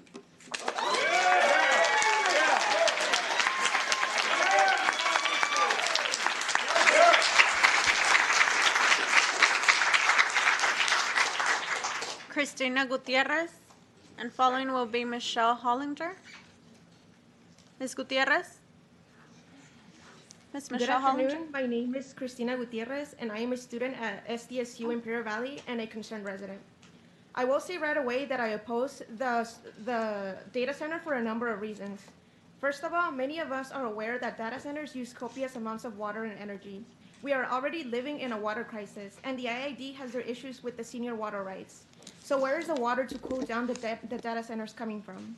We also have the proposed Lithium Valley project that will also use copious amounts of water, but we cannot accurately quantify how much water will actually be used because the method for extraction is a new science and there is not enough evidence. And I bring this up because data centers are also part of the Lithium Valley specific plan. Water is a finite resource, and nature cannot keep up with the amount of water we are wasting with the data centers worldwide. Data centers also have a high potential to release toxins into the water and atmosphere. We have already seen how these centers have contaminated the water supply in states like Georgia. People can actually smell the chemicals in the air because of these centers. Roughly 97% of water in the Imperial Valley is for agricultural use. So if these toxic chemicals leak into our water supply, it can cause devastating effects to our crops. Another concern is air pollution. The Imperial Valley has some of the highest asthma rates and hospitalizations due to respiratory illnesses. Data centers will only increase these rates, so why is the board so eager to make its citizens unhealthy? You cannot have a strong workforce if the majority of the population is constantly sick and is constantly being advised to stay indoors instead because the air quality is so bad to these vulnerable populations. The high amounts of energy consumption needed to power data centers can also increase our electricity bills. Imagine it's summer and everyone has their AC on, but suddenly the power goes down because data centers are consuming all the power. It's almost impossible to survive without AC here. Data centers will just make our day-to-day lives more difficult. I believe climate change is the biggest threat we are facing. It's not normal that it is 92 over 100 degrees now. Data centers will only accelerate climate change, and if this continues, the Imperial Valley will become uninhabitable in the coming years. I urge the county to conduct an extensive environmental impact report as is required by California state law.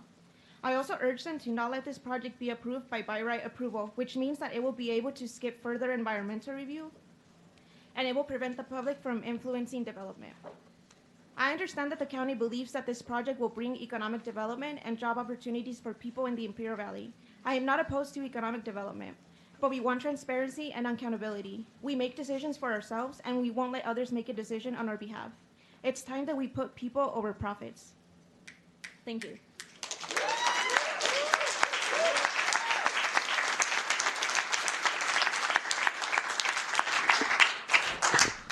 The question asked will be for the applicant. Where is the water to cool the project coming from?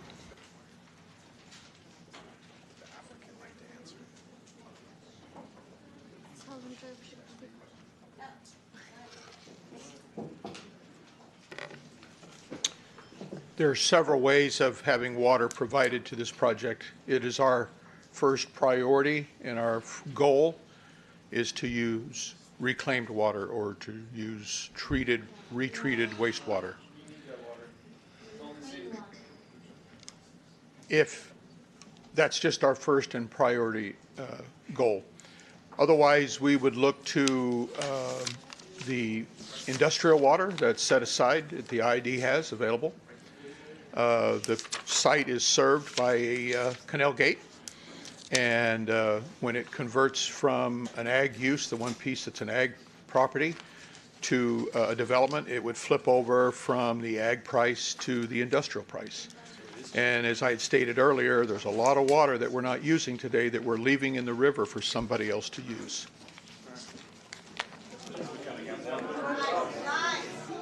My water. What are you talking about? Has to be fresh water. Okay, Michelle Hollinger, Victoria Homes. Good evening, supervisors and the community of Imperial Valley. This is, I think, for the Planning Commission. First off, if a moratorium for this particular project cannot be done because the application has been accepted, can a resolution or the board be able to request CEQA for this project? What year was the data center in an enclosed building put in M1 zoning? What year were these CUPs, battery storage, bulk fuel storage facilities, data center yard, electrical power generation plants, major facilities relating to generational and transmission of electrical energy? This is to the Board of Supervisors. When did you know what a hyperscale AI data center was? So I'm looking for month, year. Have you ever been to a hyperscale AI data center or a regular data center? Have you consulted with any hyperscale AI data center experts? According to the 2025-26 annual budget, I'm sorry, but how much is the county in debt? Then going to Mr. Rushi, and I'm sorry, Tom, I would like Mr. Rushi to answer these questions. Do you or any of your businesses have any promises, agreements, or contracts with the following? And if so, which ones? County of Imperial, IID, City of El Centro, City of Imperial, City of Brawley, City of Calipatria, City of Hopeville, City of Heber, City of Westmoreland, Sealy, and Nyland. I might have missed one. I don't know. Thank you. Do you have any promises, agreements, or contracts with IVC, IVEDC, Carlos Duran, or Rick Rodriguez? Do you have any grading permits for this project? Do you have a noise study? I think that one might have already been answered. Do you have a contract or an agreement with a buyer? So as of what Tom said, there's 4 companies, no buyer. It's the bidding. Are you part of the legal team for the county? And if this application is approved, what's the streamlining? How fast is this going to go? Thank you.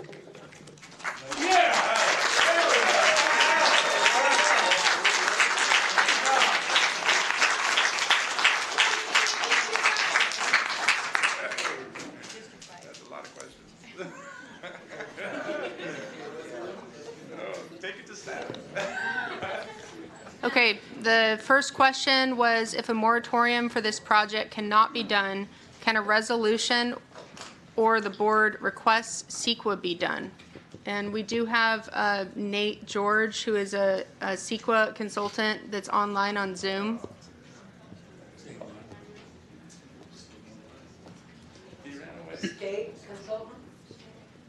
Hello, can you hear me? Yes, we can. Yeah, okay. Nate, could you please introduce yourself? Yeah, absolutely. So my name's Nathan George. I'm a partner at the law firm of Remy Moose Manley. We're a CEQA and land use law firm based out of Sacramento, and we've been doing this for over 40 years. So the question is, could the board by resolution request or require CEQA? And CEQA applies when there's a discretionary project, which I think, has kind of been discussed in various comments and presentations on this project. So if there's no discretion, or if there's no discretion specific to the environment or environmental issues that you would address in a CEQA document, then no, the board could not just wave those laws away, so to speak, through resolution.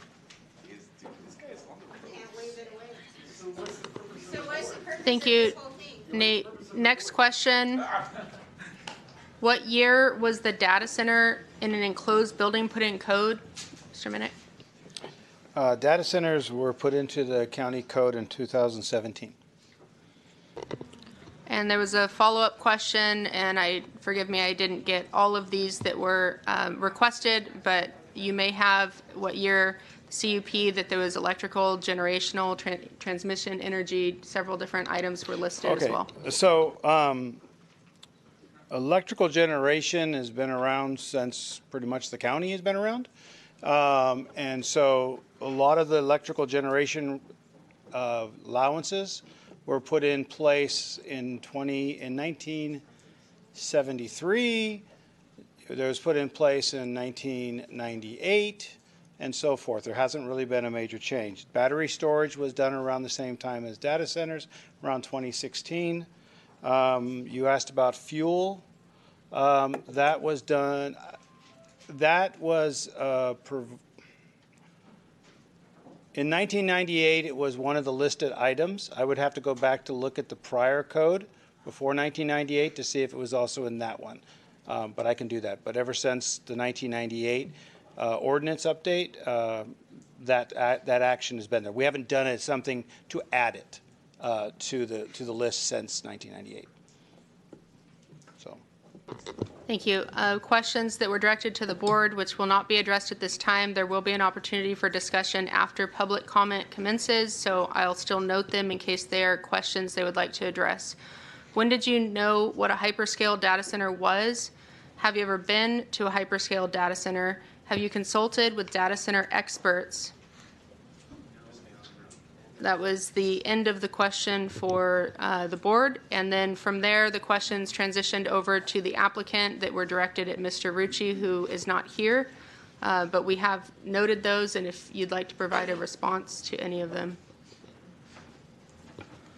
I'll do my best if I can remember them all, but I think the questions were around. And I'm happy to repeat them. The first one is in regards to any business or promises or contracts with IID, City of El Centro, County, City of Brawley, Sealy, Nyland, seems like almost any city or county, unincorporated area in the county.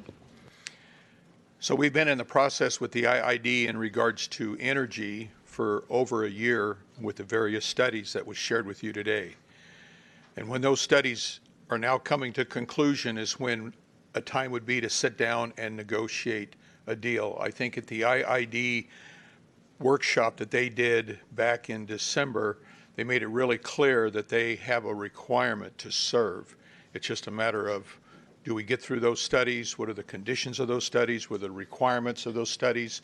What are the costs associated with those studies that would have to be satisfied? So at this moment, no, there's no agreement with the IID. In regards to I'm assuming it's having to do with the treatment of wastewater. We entertained a discussion with the City of Imperial and in fact agreed to have a study done to look at that. But there's no agreement with the City of Imperial at this point. We also did that with the City of El Centro, and there was an agreement to have a study done on that. And studies for both of those cities, by the way, have been concluded, but there's no agreement in place. There was also a question, do you have any grading permits? We have not been issued a grading permit. Are you part of the legal team for the county? I know that's not for you, it's for Mr. Rucci. And the last question, if this application is approved, what is the streamlining? That's something we can, it's not for you, but it's something we can take back to the team as noted. You missed the agreements with IBC, Carlos Duran, all those folks. There are no agreements with IVEDC. We sponsored a table at their dinner. There is no agreements with IVC. School payments or school fees are a requirement of anybody, and so there's no agreement for that. It's a requirement at the building permit. In regards to any of the cities, we're not even having discussions with any other cities at this point. In regards to Carlos Duran is a candidate. I won't speak on behalf for my client, but I'm assuming that my client will consider candidates for any of the races and who he may or may not support.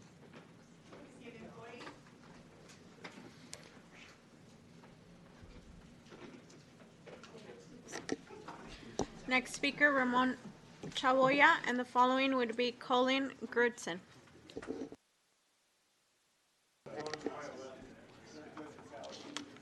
Mr. Chaboya?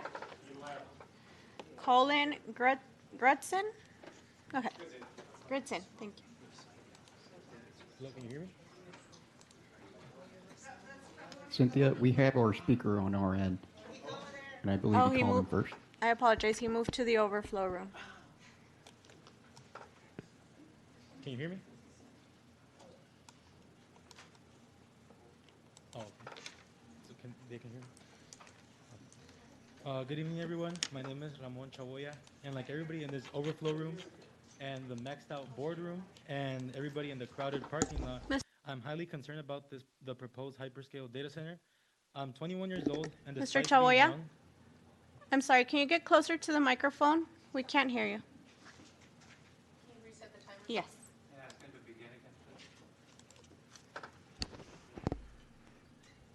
And Mr. Chaboya, can you please begin your statement again?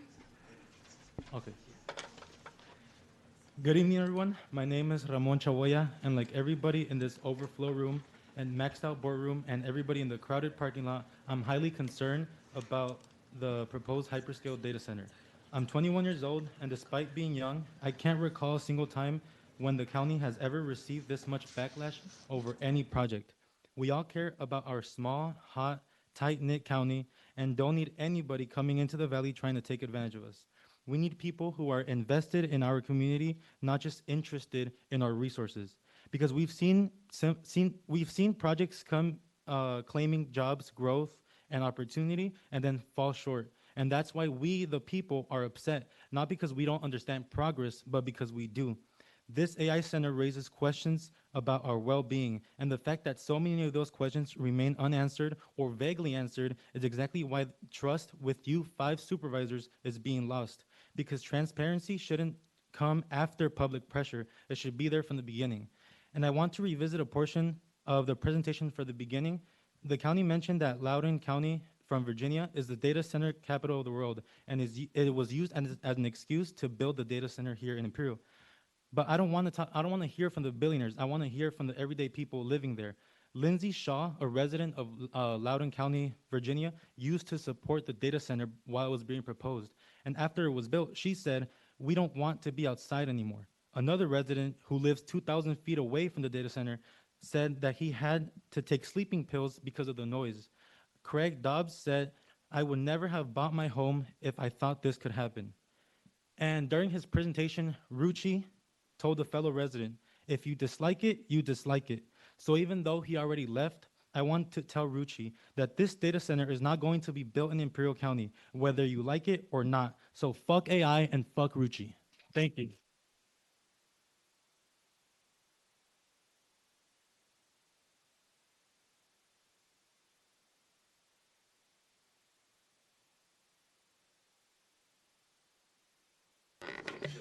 Already? Okay, great. Thank you.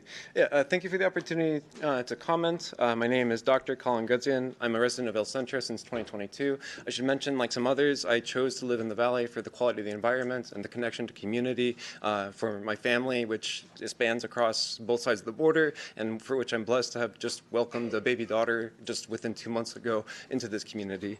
I want to, talk about I am a former research scientist at the Center for Western Weather and Water Extremes at the University of California, San Diego. I'm a current research scientist at SOFAR Ocean Technology in San Francisco, but all my views that I'm presenting are purely my own and don't represent any current or former employer. This is only to represent, give some credibility, I guess, to my background in the environmental sciences.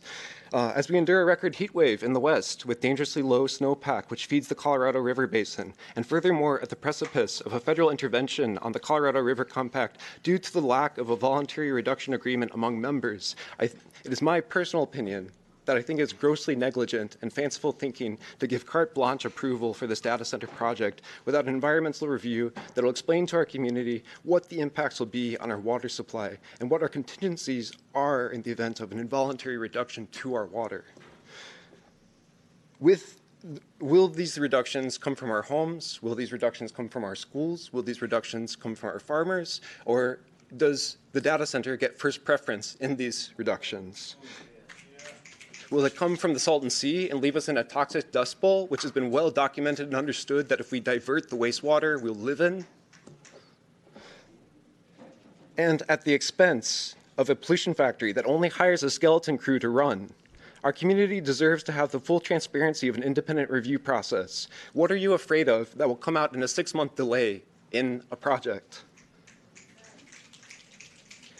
Community members should treat other community members with at least this much respect, but the fact is that this project is being steamrolled on us for the benefit of an external mega corporation that doesn't have the guts to do it in their own name.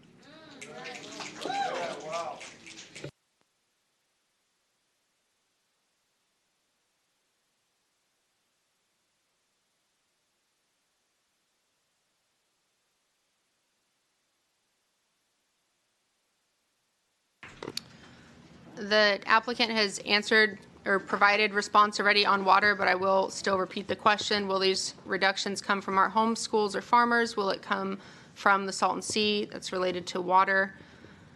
The other question is, what are you afraid of that will come out in a 6-month delay of a project? Next speaker, please.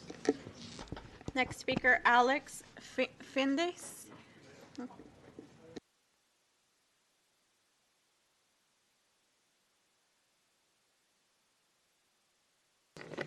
The developer has made a number of claims that this project will benefit the community, but they have failed to provide any proof or make any commitments to these so far empty promises. Countless communities have heard this story before about the boundless benefits of economic development, only to receive little to nothing in the end. Others have spoken on their concerns about this specific project, but the central issue is not if data centers should be built in the valley, but who benefits. As things stand, this project and others like it exist for the sole purpose of extracting value and generating profit for the developer and the tech oligarchs backing it. AI is a powerful tool that could be used for the benefit of society, but under the control of the tech and financial oligarchy, it is being used for mass surveillance, layoffs, financial parasitism, and imperialist war. It is significant that as we are here today, AI is being used to identify targets and guide bombs in the criminal U.S.-Israeli assault on Iran and Lebanon. Under these conditions, the working people of the Imperial Valley cannot be asked to simply accept the so-called right of corporations to profit as they please, with vague and non-committal promises of some distant social benefit. Nor can we look past the fact that the developer is running its own candidates for the IID Board of Directors in a clear attempt to influence elections and secure favorable terms, and that is suing any entity from the city of Imperial to even PBS that fails to cave to its interests. Should projects like this proceed, it must be under the control and approval of the working class, the people who actually produce the wealth in society, exercising its class authority to demand that. When there is a moratorium on data centers until there are clear and binding regulations and obligations on the data center construction and operation, reviewed and approved by the community. The developer and operator must be financially responsible for all infrastructure improvements and maintenance in perpetuity, that is forever, with no burden on working families. All promises of jobs must be binding, with assurances to train and hire local residents. All plans and agreements between data centers, governments, and utilities must be made public. We have a right to know, review, discuss, and ultimately approve any such project to ensure it meets our needs. There must be a commitment from the operator of the data center that will never be used to assist the waging of war, the hunting down of our neighbors by ICE and Border Patrol, or other forms of mass surveillance and political violence. If it cannot be guaranteed that data centers will be used to produce social benefits for the working class and be subject to the reasonable demands of the community, then it can only be concluded that this project exists entirely for the generation of private profit for an already obscenely wealthy oligarchy with no tangible benefits for California's poorest county. No amount of bullying and empty promises can change this basic fact. Thank you.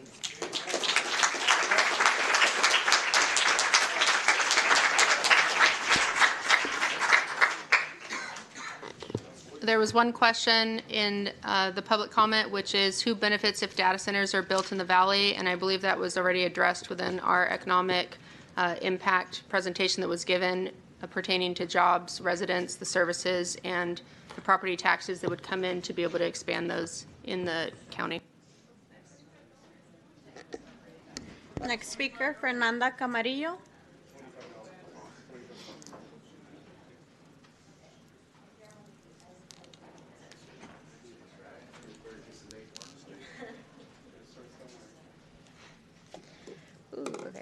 Okay, hi, my name is Fernanda, and I am a Victoria Ranch resident. I am just a sneeze away from the lot that is being planned for the data center. Before I ask my question, I just want to quickly air my grievance that this should have been a topic open to the public from the beginning, not just when we were hearing about it near the end of its project, and especially not by a little orange note left on my door. My question starts with, I am under the understanding that the county has an ordinance about battery storage. I am not aware if this data center plan has that CUP, which means conditional use permit under M1 zone, and if it doesn't have it and if it's not being required, why is that, and what is the logic behind that? I would also like to ask one more time, because I didn't really understand, why a moratorium for this specific planning cannot take place. I know it's because the application has already been in place, but could you go more in detail into that? Quickly, last words. Brucci and other proponents for this have said that this planning data center is for the benefit of the community and for the young people who leave this county to get an education and most likely do not come back because there is a lack of opportunity here. But I'm one of those people who left this county and came back, and I want to continue giving it what it gave me growing up. But with this data center, the fact that it's been happening behind my back and I have had no word, I'm not getting the feeling that this is meant for me. Everything is happening behind my back, behind closed doors, and without actual answers to my questions. Besides that, that's all I have to say. Thank you.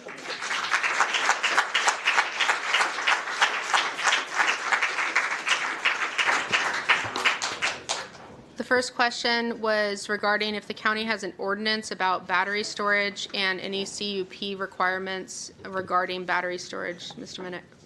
Okay, yes, the county has an ordinance for battery storage that are standalone commercial production battery storage facilities. The county also allows battery storage as an allowed use as an accessory to a primary use. So no, there is no CUP required for this battery storage. If it was a standalone battery storage in that zone, it would be required.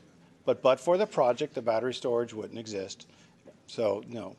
That said, the same conditions that are applicable to battery storages that we've already approved, primarily the ones that are related to the fire department, would be imposed upon this project as well. In fact, the state of California last year increased the regulations on battery storage facilities and how they're built. And this project would be required to meet both state and local battery storage installation and operation. The second question that was asked to be further discussed was why can a moratorium not take place? And I'll ask Nate to provide a more detailed explanation aside from what we already provided, which is that you cannot have something retroactively go in place against an application that is already active. Nate? Yeah. Once again, Nathan George. So her question seemed broader than that, was why couldn't the board adopt a moratorium? And it certainly has the authority to do that. Moratorium would be a legislative action. And those typically have, an effective date. So once an action like that is taken, it would apply to any sort of new proposals that come into the county. If it were adopted and in place by May 1st of this year, then any new project would be subject to whatever that action was. So if it's a moratorium, no new data center project could be processed by the county.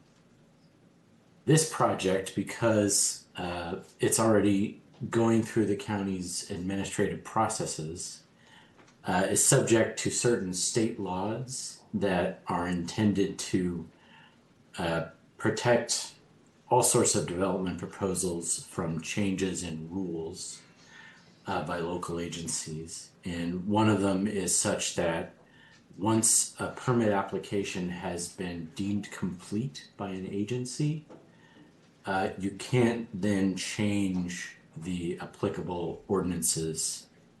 The ordinances that are in place once that application has been deemed complete are the ones that follow it through the county's processes, if that makes sense.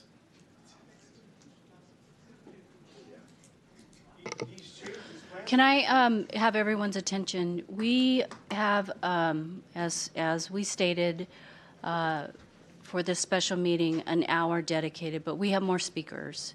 So it's been a long night, but I'm proposing that we extend the period so that we can get the rest of the speakers in tonight. So it's going to be a little longer. I know it's warm in here. The temperature is down to 60 degrees. It's working as hard as it can to cool down. I know it's warm, and we're tired. So with that said, we'll go ahead and add some time, please.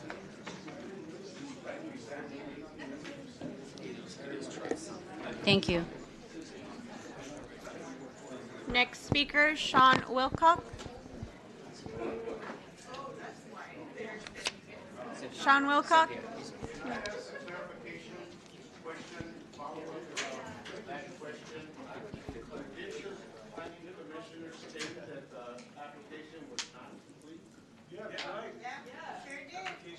There's no agreements with the cities. There's changed the whole. There's a berm. There's nothing been reset. It's all yeah. The moratorium is set up. Yeah. You guys can vote on it. This is your chance to do the right thing. Next speaker is Stephanie Sanders. Stephanie Sanders.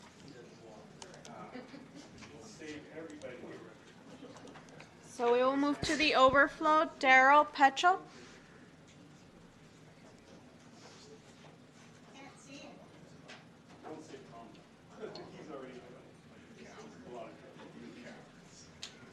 Mr. Daryl Petchel.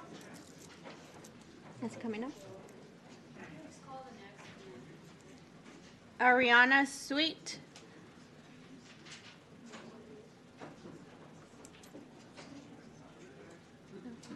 Amanda Steffen.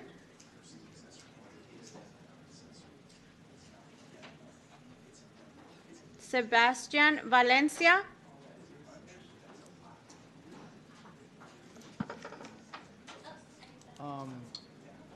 Hello, good night, or good evening, Board of Supervisors. So, Mr. Valencia, your microphone. hello, hello.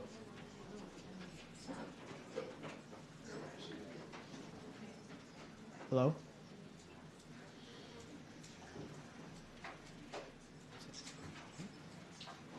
So, so, uh, one of my main questions about this data center is that, okay, wait, let me establish something first. We know that emission of greenhouse gases raises the Earth's temperature and leads to poor health outcomes like asthma and heart diseases.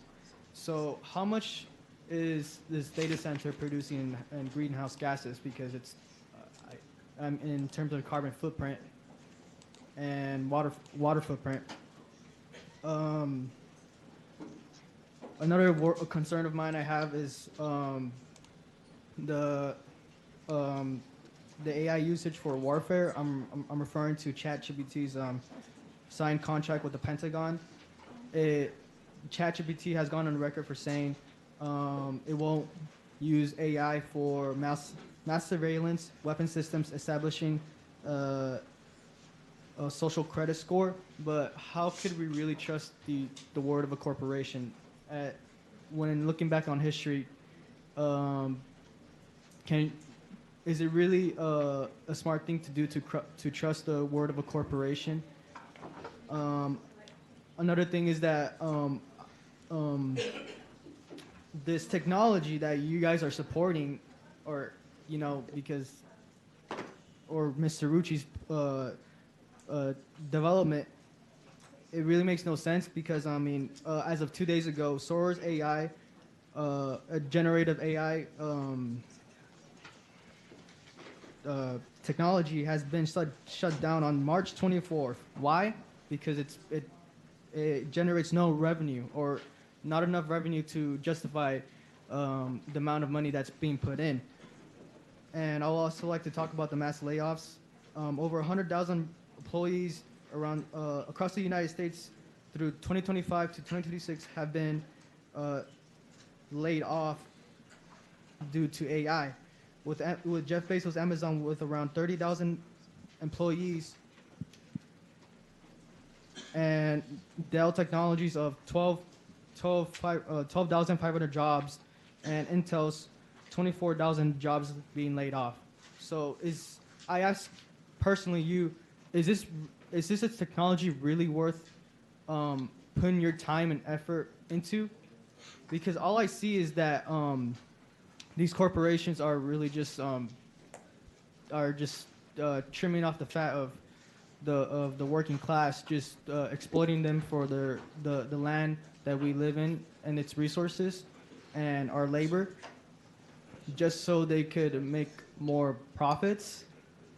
And it's not the first time that we're seeing this. It's always been a recurring theme of throughout history. Mr. Valencia, your 3 minutes are up.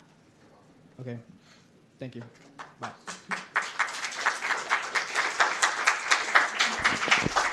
Brenda Palomares. Cynthia, we had a question. I'm sorry, I apologize. The question was, how much is or will this data center produce in greenhouse gases? APCD, do you have any comments on that? I know we've heard today that there's changes to the project, so.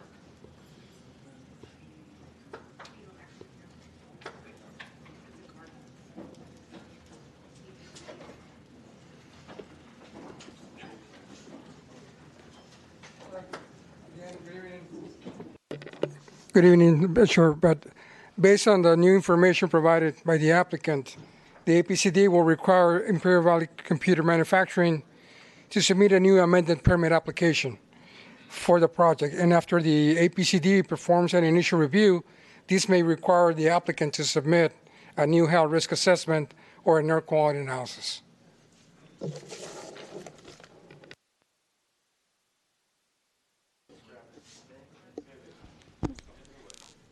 Brenda Palomares.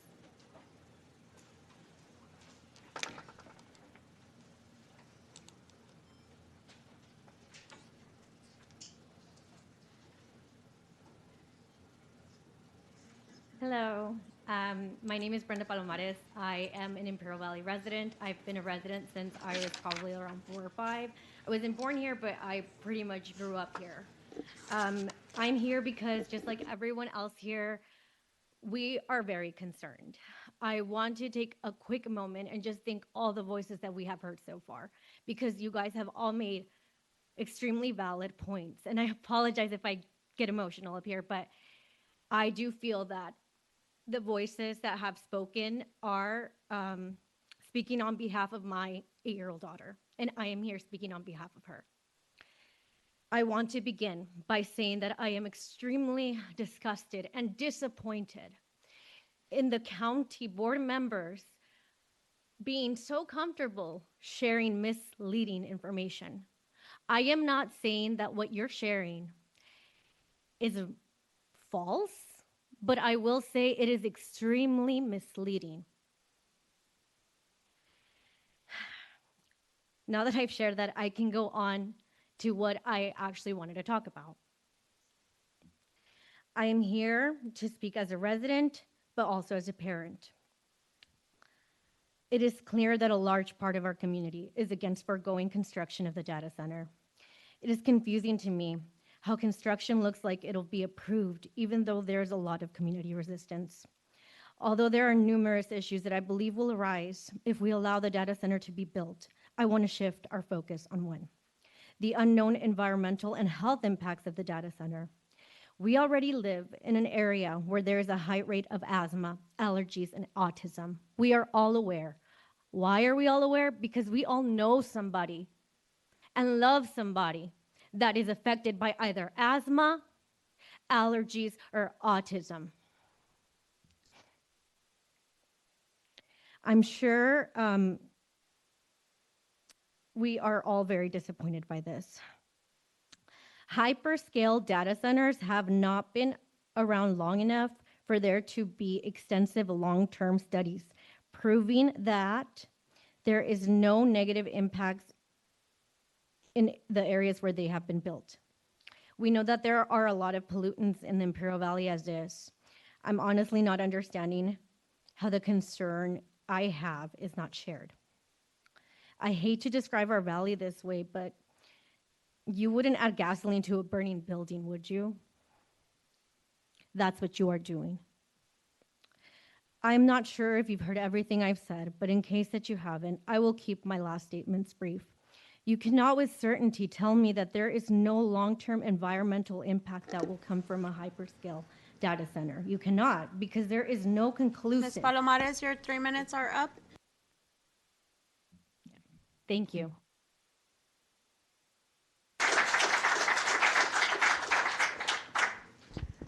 We do have one last speaker on Zoom, Claudia Sherman.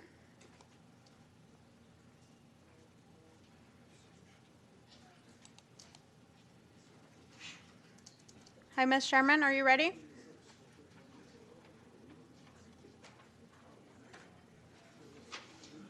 Do you want to continue? Ms. Sherman, can you hear us? Are you ready for your comment?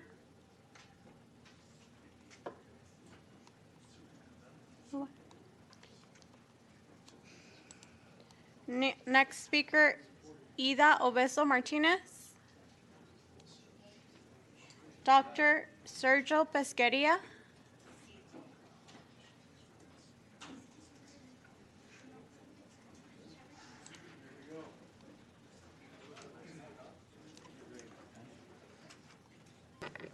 Good evening. Dr. Sergio Pesqueira, lifelong resident of Imperial County, second generation educator.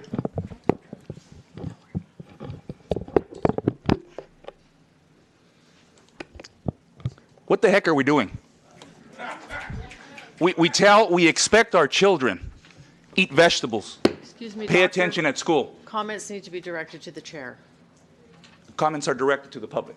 Comments But I will take a look at the board. Thank you. Thank you. That is the rule of this chamber. Thank you. I appreciate that. But we tell children to eat their vegetables, to go to school, to pay attention, to exercise, because we are confident that what we're telling them is what's healthy for them, because we are basing it on the evidence. We are basing it on the research. We are basing it on lived experience. But it seems to me that in spite of the overwhelming amount of evidence that we have provided over the last few months, it's almost irrelevant. This continues to proceed in spite of the preponderance of evidence in opposition. There are lawsuits. There are thousands of signatures in opposition to this project. There are over 4 hours of public comment to the Planning Commission previously. We had to extend an hour tonight because of the overwhelming of opposition. But here we are proceeding with this project. So it leads me to believe that it's not about the evidence, it's not about the research. There must be ulterior motives. There must be a convergence of interest. So to the proponents, where are we? We need a stretch break anyway. May I please ask all those who oppose this project to stand? All those who oppose this project to please stand.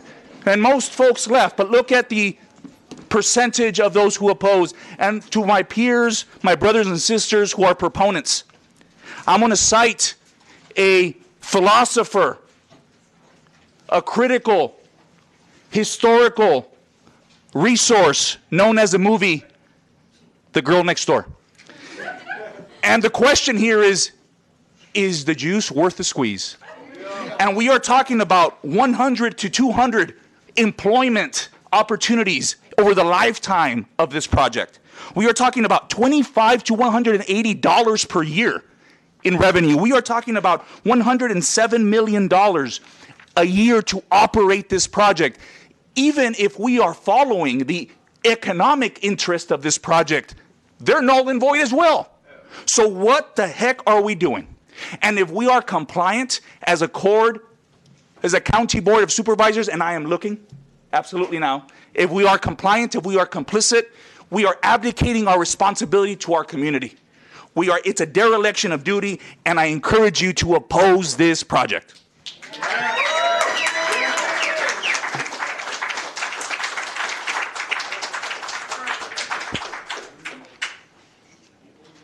Claudia Jauregui.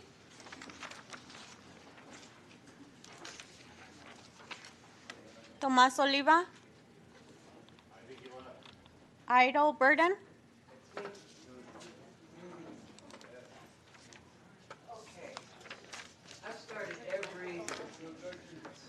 Microphone. Well, I don't need one. We all know that.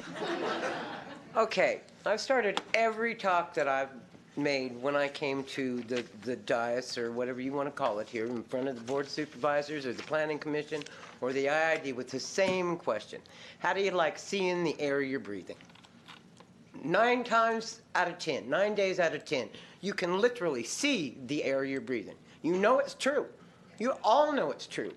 Our air quality has been termed, unattainable to federal standards, right? 3 counties in this state have made that qualification. We cannot attain federal standards for our air. Now, are you telling me that this project is going to help our air? I can't see it. The audacity, the brazenness with which you're accepting this application from this sketchy developer. I mean, he's got a reputation. Moral turpitude is in his background in the California bar. Now, we all know what that means. It ain't good. Okay, so, and before I forget, I want to clarify one thing. At the Planning Commission, when they voted on that parcel, the 5 parcels going together, there was a vote. It failed. We just heard they said it was continued. Okay, and I was there. And I said they started. The vote went from one around, and then all of a sudden there's humming and hawing, and people are talking, and nobody's doing anything. And I'm going, did it pass or not? Just like that. And I heard from the front, it failed. And then, and my point was, and now you're trying to table this? Yep. You cannot do that. It's not acceptable. It's not kosher. And you're ignoring our rights and our health and anything else you want to put in there. I'm really upset. But it's because I care. You're ignoring our farmers. You're literally writing the farmers off. Well, what can we do? You guys are all just gone now. What are we going to do? Now, the water you think we're getting from the Colorado River is vanishing. It's not a question. They've got water seeping out of the Lake Mead. They can't figure out where it's going. This is not a question. We do not have the resources. Every time I read something, and I've sent it to Peggy a lot, right? I send you a lot of stuff to consider. Everything I hear is there's not a local entity that has had one of these built that likes it afterwards or has profited from it. There are literally 5,000 of those things in this country, 8,000 in the whole world. They say after 80 degrees, you are cranking to cool them. Now, how many days do we see under 80? Exactly. I mean, seriously, this is just ridiculous. I want to raise 10. Are you insane? Yeah. Okay, I'm going to calm down now. My time is up. Ms. Burden, your time up is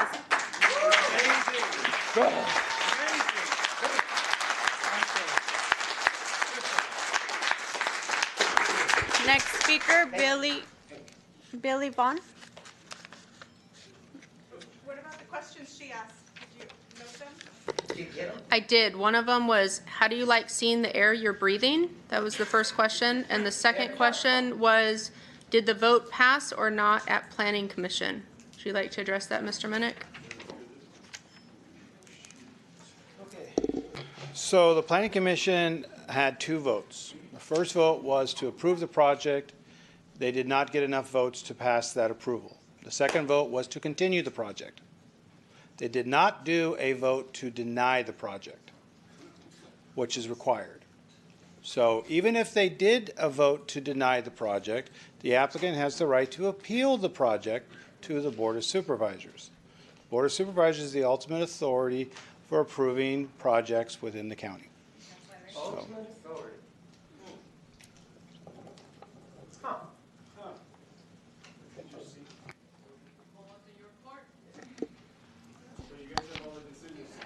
Next. And her last question? How many days do we see under 80? We're only addressing questions related to this project. That is to this project. What does this have to do with the data center? She also asked, are you insane? Please put that on. Lisa Winkler.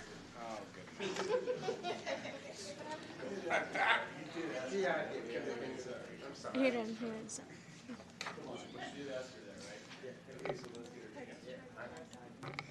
Trickiest part. Yeah.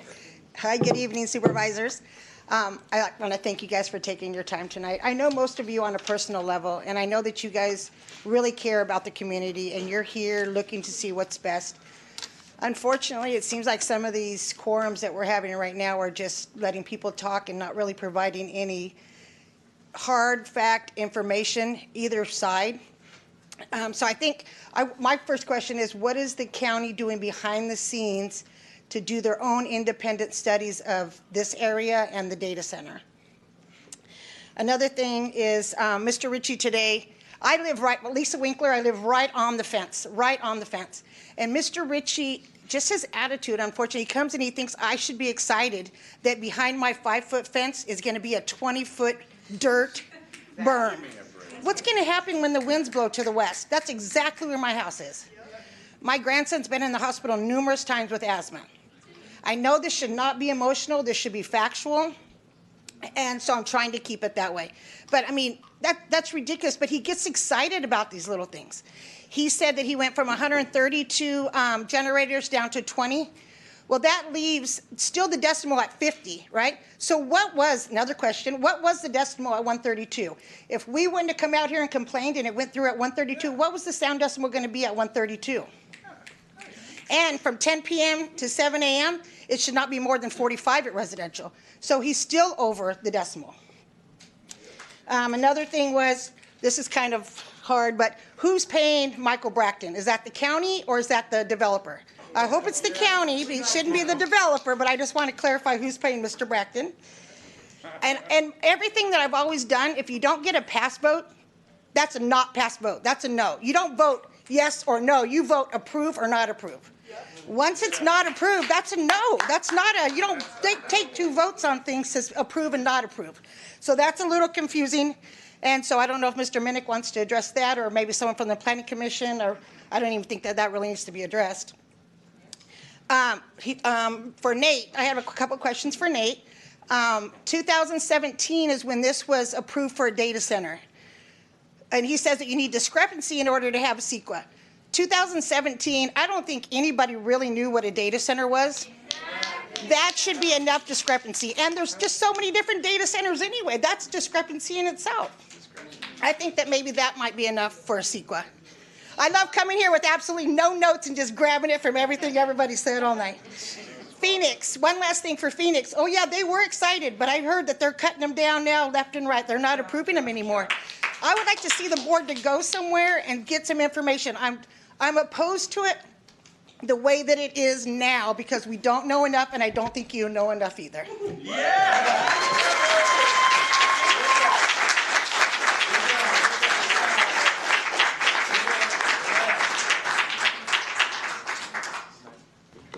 The first question was, what is the county doing behind the scenes to do their own independent study of this area and data centers? And I'll share that data centers are a topic at nearly every legislative and conference, whether it's state for California or national. As an example, the National Association of Counties, which was held in Washington, D.C., had an entire policy with both congressional representatives as well as different county representatives, as well as data center experts that spoke on policy and different concepts around data centers. That recently occurred as well in Sacramento, associated with the Southern California Association of Governments. So this is a topic that is being held at nearly every conference because it does impact people regardless of state across the country. So to the extent that we can, we do continue to educate ourselves and to hear the information from the policy experts and the scientist experts that are out there on the topic. The next question was, what will happen with impacts from a dirt berm? Would you like to address any other details on the dirt berm component?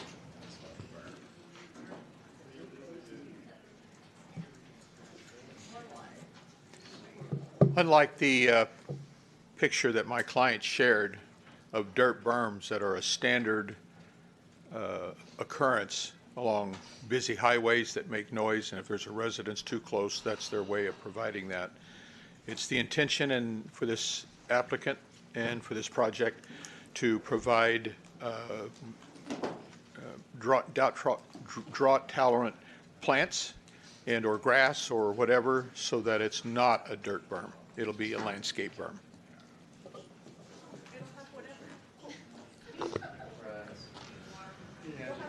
The next question, the next two questions were related to decibel and noise ordinance. That was touched on in Mr. Minnick's presentation, but could you please address again the decibels and noise ordinance? Okay. Well, like I said before, the applicant is preparing a noise analysis. The county has not seen that yet, but the requirement of the county general plan and the county zoning ordinance requires that decibel levels at property lines need to adhere to the more restrictive of the two sides of the property. So industrial allows up to 70 decibels.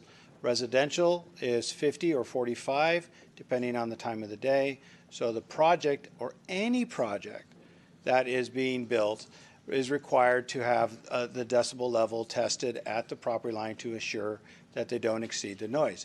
How do you offset that? Well, you can offset that by the way you build your building, how much insulation you put in the building.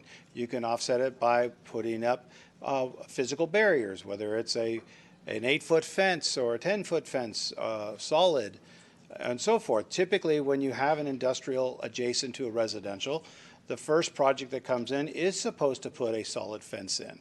For example, in the county, if I were to do a commercial next to residential, I have to put in a 6-foot solid block wall as a minimum to separate the two. I don't know what the city of Imperial requires, but what was put in is a wood fence. That's their choice. But if we were to do it in the county, we would not have allowed a wood fence to be between the industrial and a residential property. That said, that's their choice. I can speak for this project. We will require some form of sound barrier wall, whether it's a berm or a taller wall, as well as insulation and approvals of the building itself to reduce the thing.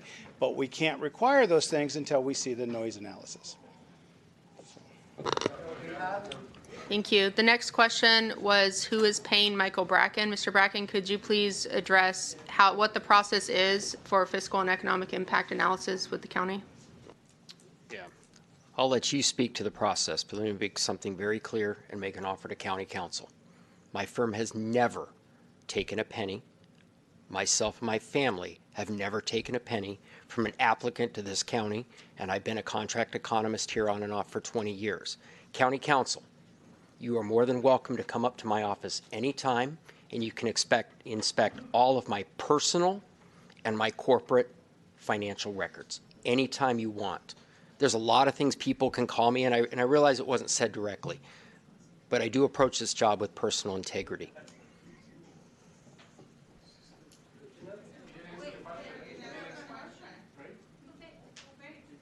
I said, and let me be clear again, and we can read it for the record if the county clerk wants to. I have never taken a penny. My family has never taken a penny. My firm has never taken a penny from any applicant to the county for any project, including Mr. Ritchie and the Imperial Valley Manufacturing Data Center LLC, or whatever the name of it is.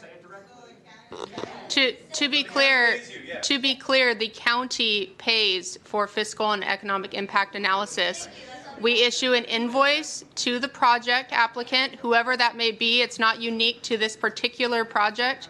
We issue an invoice that's not at the expense of the county paying for one to be done. The applicant pays for that, but the county is paying the economist. There was one last question. 2017, this question, Nate, will be for you. 2017 is when this was approved for a data center. You need a discrepancy for CEQA. No one knew what a data center was in 2017.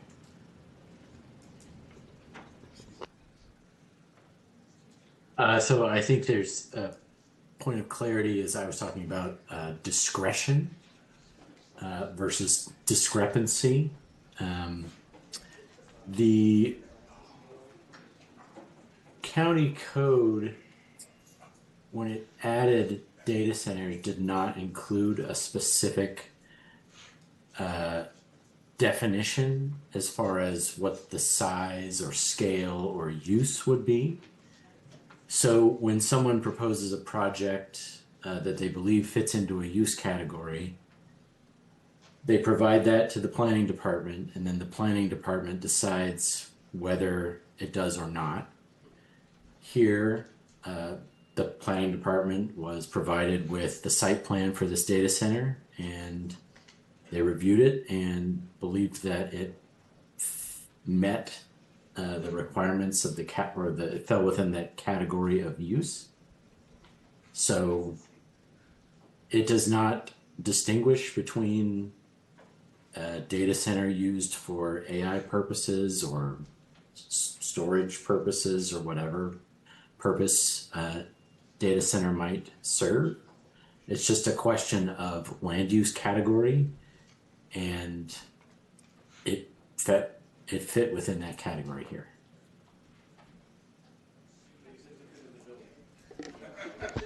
Next speaker, Jose Garcia.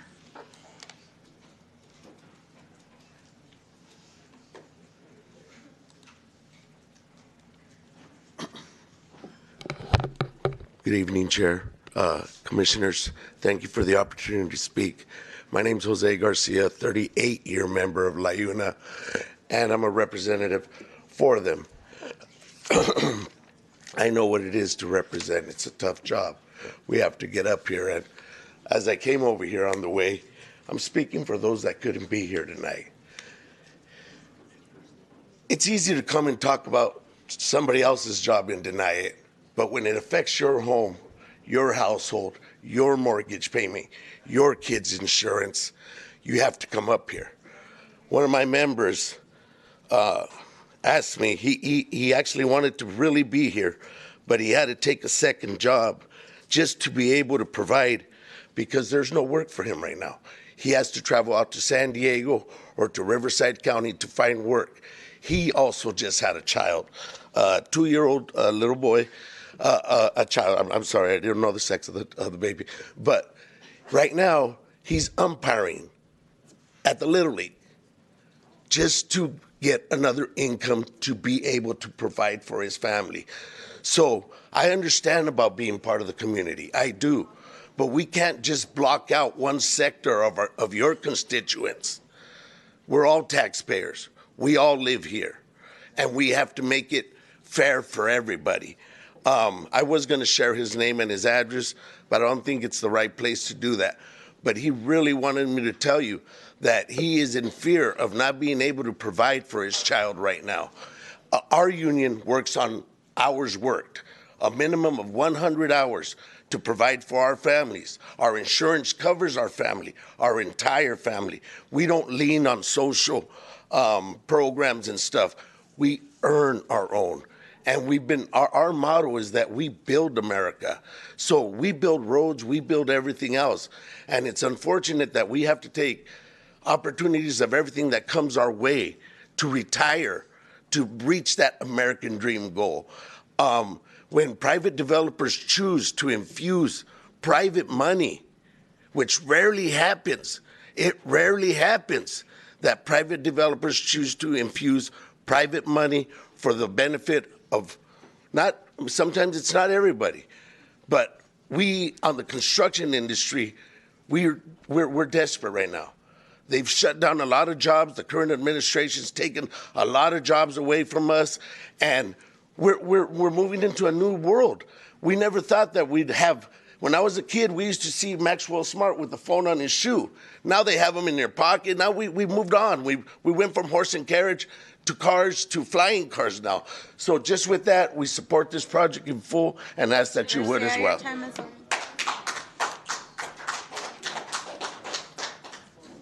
Next speaker, Dr. Astrid Calderas.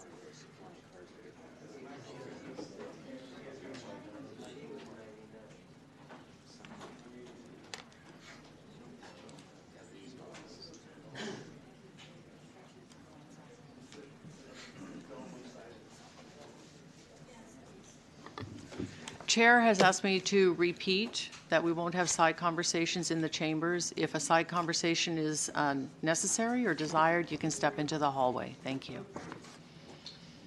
Can I start? Yes. Okay, good evening, members of the board and members of the public. I'm Dr. Astrid Calderas. Can you hear me? Yeah. And I'm here to present my concern regarding public health and the environment. Imperial County is already classified as non-attainment area for ozone and particulate matter by the US EPA and CARB. This means our baseline air quality already exists, levels considered safe for human health. In this context, any new project must be evaluated not in isolation, but as a part of cumulative impacts. For a community already overburdened, even small increases in pollution matter, and they matter a lot. Data centers are highly energy intensive. Increased electricity demand can lead to greater power generation and, during peak times or outage, reliance on backup diesel systems. This can result in additional emissions of nitrogen oxides and particulate matter 2.5, and other pollutants associated with serious health outcomes, which we have been documenting during the past decade. Water is another critical factor. Cooling systems in data centers require substantial water use in a region already facing water stress. This creates direct competition with residential needs and agriculture. There's also another issue, which is heat. Data centers continuously generate heat that must be released into the surrounding environment. In one of the hottest regions in California, adding additional thermal load can increase local temperature and energy demand for cooling in nearby areas. Also, from an engineering perspective, Imperial Valley's saline and polluted conditions accelerate corrosion. I don't know if this has been considered, but over time, this increases the risk of material degradation in infrastructure systems, which can contribute to metal-containing residues in the air and in the soil. We have already analyzed soil and air samples, and we have found 40 toxic elements in our environment, so we don't want to add any more. Additionally, vibrations for construction and continuous operation can contribute to micro-cracking in soils and buildings, foundations. This can facilitate pathways intrusion for radon gas. We have also been documented a lot of radioactive elements in our community. We don't want more of this. I have to go fast. Noise is another constant factor. Data centers operate 24 hours, 7 days a week. Continuous noise from cooling and backup systems has been linked to stress and sleep Dr. disturbance Calderas, and your 3 cardiovascular minutes are up. impacts. Okay, I just want to close this by. Your 3 minutes are up then. Okay, I hope you consider all of the multiple factors that involve a data center. Thank you.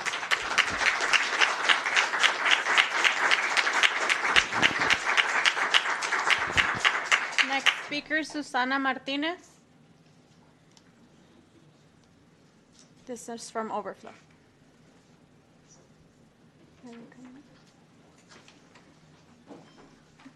Ian Hayasaka.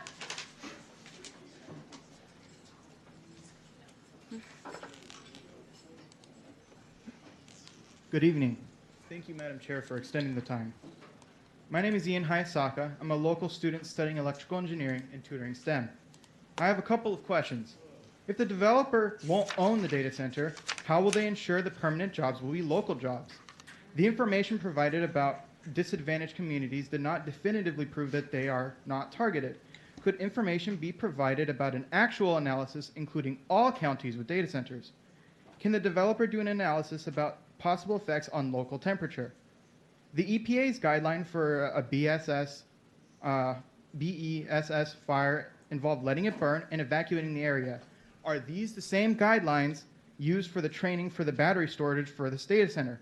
If so, does the developer promise to reimburse all residents who lose their home in an event of a fire? Now, let's talk about the financials. Hyperscale AI companies have not made a single penny, nor do they have a proper plan for profits. OpenAI itself has lost $16 billion with a B since 2023. What's the developer's plan in the event that the AI industry collapses? Also, data center jobs, if it's around 100, would account for less than 1% of our unemployment. Less than 1%. Additionally, I'm concerned about abuse material. AI has been used to generate child abuse material. X is currently under investigation for it and was raided in France for this material. Does the developer understand that data centers have created abuse material and we risk this happening here? I also ask, how will they prevent it? The developer, this fall, I'm going to talk about them now. The following information has come from publicly available sources, including the United States government, a bar, and the magazine that I'm going to mention. The developer has been recorded as being disbarred. The developer has a mugshot and has served time. The developer has lost a liquor license he used in a strip club. In an article from The Vindicator, Ken Cardinal, a county assistant prosecutor, has said about Rucci, his track record is so bad with a liquor license and so bad without a liquor license, and in my opinion, he has irretrievably broken any position of trust. Additionally, with data center structure, the AI data center relies on different components with different needs than typical service and storage data centers. They use high output GPUs focused on calculations instead of efficiency focused CPUs and drives. They are similar in by name only. This alone should mean that we get our CEQA. There's no reason to give it the same rules if it's not the same structure. These are fundamentally different computing technologies that produce different things and provide different services. We can't allow them to be dictated by law just because the names are similar. Similar is not good. Mr. Hayasaka, your 3 minutes are up. Thank you.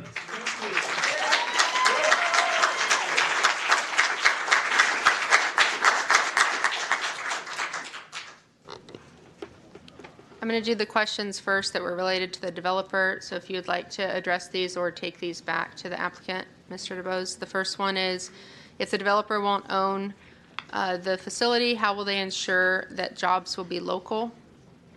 There's also a question about if the developer could do a study on temperatures or temperature impacts from data centers. And there's a question if the developer would be willing to promise a reimbursement to homeowners if they have a loss of their home from a best fire associated with the data center.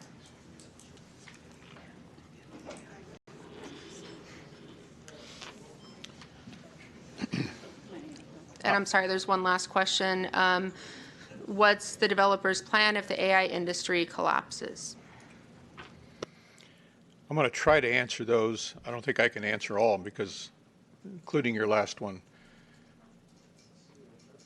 I just know that it's a national priority and it's here to stay in regards to AI. In regards to the first question, any conditions or any requirements through these permitting process at the building permit or APCD's authority to construct or those kinds of things, those agreements will be bound to the property when the property is sold to the ultimate user. And so that's how that would be protected. And so in regards to local hire, which I know personally, that is a priority of this board, and it's a priority of most any elected body that these be local jobs. That's why we've lined up with LIUNA. That's why there's a special agreement in their agreement that does not block local trades to come and be a part of the project. They agreed to that. That's very important. And so those agreements will be bound to the property when the property is exchanged. Thank you. And the last question is related to the county. This is something we can take back. Could information be provided on the demographics or an analysis for all areas with data centers? Next speaker, Victor Sasueta.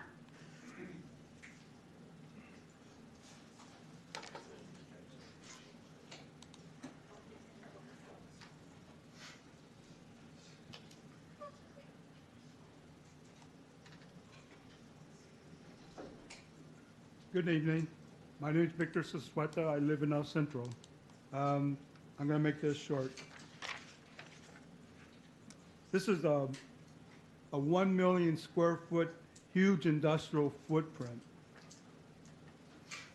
With all the benefits that are promised us, I mean, they can bamboozle us with all the benefits that we're going to receive.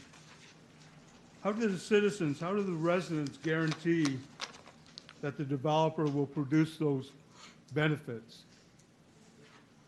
Can we expect a binding contract so that if he doesn't deliver, we can somehow ensure that he makes good on his promises? I mean, there are a lot of promises he made. I'm going to finish with just a couple of quick thoughts. This project is too close to residential housing, too close to public school.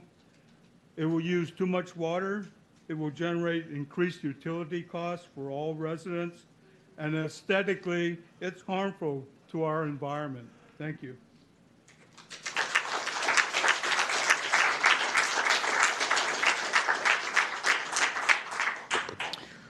The question that was asked is, with all the benefits promised, how do the citizens guarantee that the developer will produce those benefits?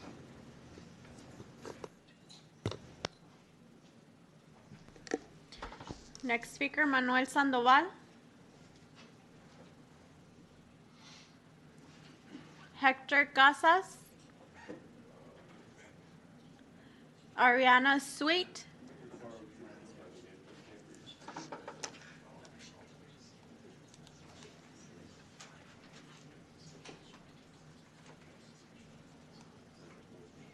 Hello? We can hear Ms. Sweet. Go ahead. Good evening. My name is Ariana Sweet. I reside in El Centro. I'll be providing information regarding a data center located in Memphis, Tennessee, as there's relevance to environmental concerns. To illustrate what we have to look forward to if this project is approved, I will read firsthand accounts of those residents. Chesela Farmer, a South Haven resident and mother who lives in the neighborhood next to the XAI plant, stated, "Breathing has become more difficult than it should ever be. This is not an inconvenience. This is a health crisis inside my own home. Devon Jenkins, another resident, said in reference to the constant hum of the data center, it makes you feel like you're going insane. The sound continues throughout the day and often intensifies at night. She explained, making it hard to think clearly and even harder to fall asleep. The sound ranges from decibel levels in the 40s to mid 50s. If you recall from the informational part of the meeting, that is also what is approved for this project. The facility would also be significantly larger than their center, so we can infer that the environmental impacts will be that much greater here. We should not settle for temporary and minimal job security. Instead, I urge you, the board members, to contemplate the long-term detrimental health issues that will come from an AI data center, to subscribe value to your neighbors, families, and friends who would be severely affected by approval, and to have the foresight not to allow outside developers to influence your approval of what would be a generational environmental stain on our community. Considering the mountain of concerns, I have to ask, is there a benefit that the board would receive if approved? My question to the board also is, how much is your quality of life and Imperial County residents worth? Thank you for listening.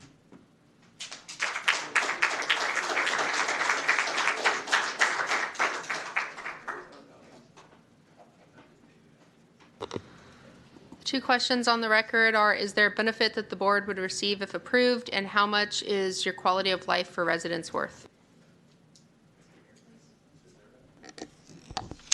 Last speaker, Kimberly Palacios.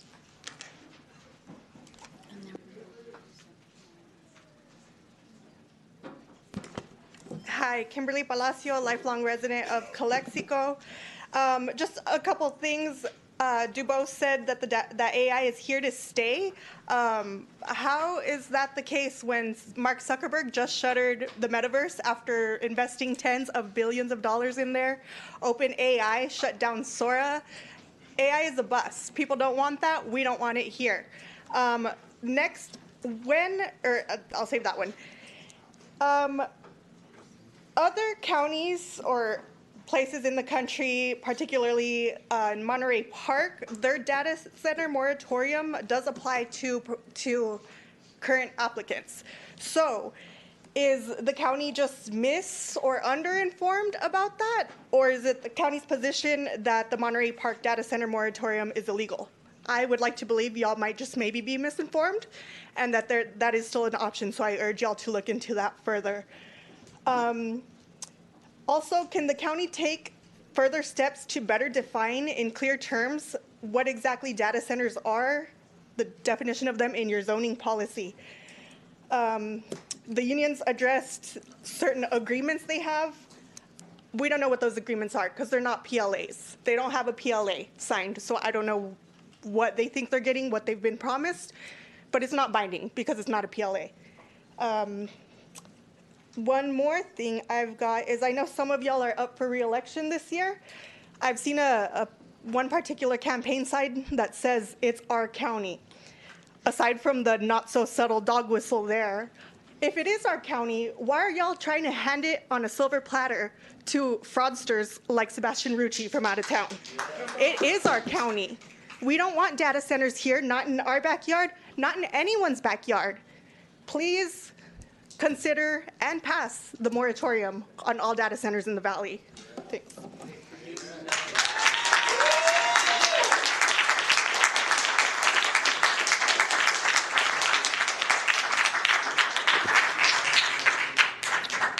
The last two questions for the record are, other places in the country like Monterey Park, their moratorium does apply to current applicants? Is the county mis or underinformed? And is it the county's position that Monterey Park is not legal? That's not in a moratorium that we have looked into, or I personally have looked into, and it's something we can discuss with our legal counsel further.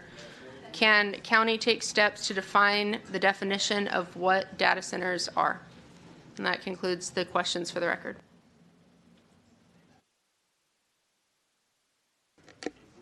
I'm sure we have no more speakers. All right, wow. That was almost 2 hours, and now over an hour. All right, well, great. Okay, so at this point, we are going to open for board discussion. Are there any questions for the applicant, the economist, or staff, or any direction for staff? And just as a reminder, no viewpoints about the project should be discussed, and no discussion related to action item such as a lot merger, road vacation, etc. Okay. Yes. Okay. We have a supervisor, Cardenas Singh. Good evening, everyone. I did take a couple of notes that I just wanted to get some clarification. Just for clarification, and this was in my notes already, although it was already asked, this is for the developer. Is there a PLA that's already in place with the unions? Yes. All right. What unions? They're right here. The laborers? They represent the unions? All right. That was my question. Thank you, Mr. DeBoe. I do. Mr. Brecken, this question is for you, and I apologize. It's back to your presentation. There seems to be maybe an opportunity for clarity when we talk about the bond measure for IBC and for the Imperial School District. Maybe the slide that went before and then that slide, because if you could clarify that for me, please. Yeah, absolutely. So we ran a couple of numbers. One is relative to the fiscal impacts to the county as a municipal corporation providing services to its community. Will this project in sales and use tax revenue and property tax revenue generate enough income for the level of service the county provides? And the answer is yes, and those numbers are on the screen and we can pull those for you. Now, there was a second calculation that was specifically asked by one of the staff members that said there are special assessments that the voters have put in place. Will this project impact those special assessments, meaning the Imperial Unified School District and the IBC bonds? And how does that work? Because mill rates are something most people don't spend a lot of time dealing with. Now, did I probably overemphasize it? Sure, but the idea was just to try and give a real number as to how that works. But the rest of the numbers still are there, that the county, beyond paying the goods and services that your residents expect on a per capita basis, will end up approximately $12 million to the plus on an average year. Can we just pull up those two slides? Is that an option? Yes. Be able to pull that up. Sure. Which one do you, here, let's go back to. Okay, we'll start with this one. So let me start with this one, if I may. Okay, so in sales and use tax, again, the point of sale being the project site. When you buy materials for a construction project of $5 million or more, you can require, and it is in our recommendations, there's a series of, I believe, 11 recommendations within the full report about accountability and about paper trailing the promises, so to speak. Okay, so the sales and use tax would come out to about $182 million. You see most of that money in the first couple of years because that's the construction period. The property tax money you see over into perpetuity, quite frankly. Okay, so that's over 30 years. The total of the sales and use tax and the property tax is $487 million over 30 years to the county, not to a school district, not to IID, not to a city, to the county as a municipal corporation. You are my client. Okay, in terms of the costs to support and host the project, it's about $108 million, again, over 30 years. And how we calculate that is based on the amount of people that would be coming in to work construction and the amount of people that would be working operationally. When I say coming in, it's inclusive of people that are here. So in a sense, we penalize these projects because we make them pay for people that are already here.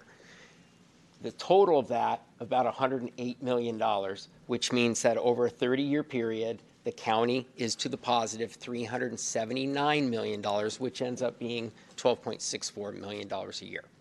That's to the county's general fund, inclusive of, if you've ever looked at how, what are called TRA reports, tax rate area reports, about how that 1% is split.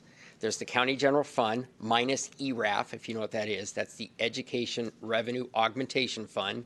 That's the shift of money from cities and counties to the state of California for education. And it's also inclusive of a small amount, about 5% of property tax goes to fire, and about I can remember in this TRA, 1.2% goes to your library fund. So it's inclusive of those three. Thank you. I just wanted the clarification. So now you've given us the overall, and then you gave us an example of the benefit that would take place to a school district or to the Imperial Valley College. To people who I wanted to live make in the the distinction between the both. Yeah, people who live in the Imperial Valley as a whole, everybody pays in to the IVC bonds because that's a regional facility. And I've even heard people say, because again, I've been doing this a while, they say, well, I'm a renter, I don't pay. Well, and I apologize, I'm also an economist. There's no free lunch. It's built into your rent. It's just the way the game is played.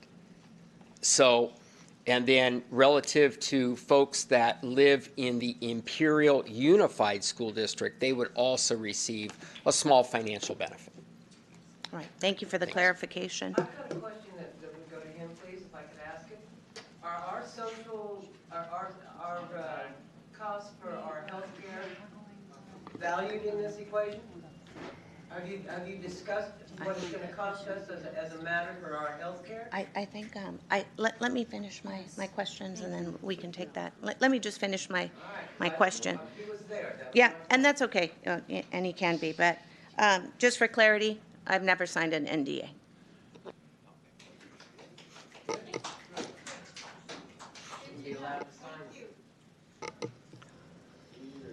County Council, could we all share that? Because you said we couldn't. I would like to also share that. Thank you, Vice Chair. The concern would be that we have ongoing litigation. Well, I'm going to go against the rules. I have not signed an NDA. Thank you.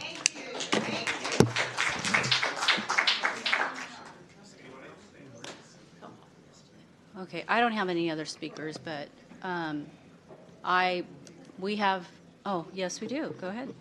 Well, I've already publicly said it. I've never signed an NDA. I won't. I'm a public official, and there's no cause or reason as a public official to sign an NDA. Yeah. So I'll go next. I have never signed an NDA. So whoever you're talking to, that's misinformation. Thank you.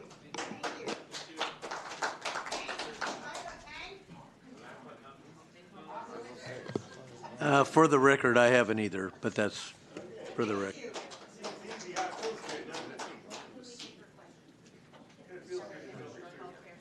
Idell, if you'd like to take the podium and ask that question, please. Okay, we have a lot of explanation as to cost and what we're going to make out of this. And I know for a fact, my son has asthma.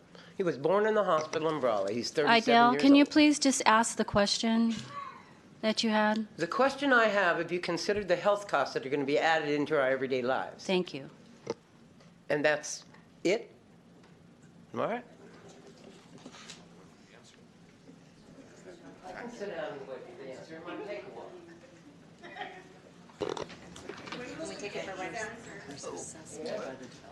We've taken the question for the record, but we don't have anybody here from the health department this evening. Is there any type of health assessment that's been done or anything that can be reported out on that, please? There is a health risk assessment that has been conducted, and APCD has shared that due to the changes that were shared tonight on the project, that there would be a request for amendments or an additional one to be done depending on the status of what's submitted to them.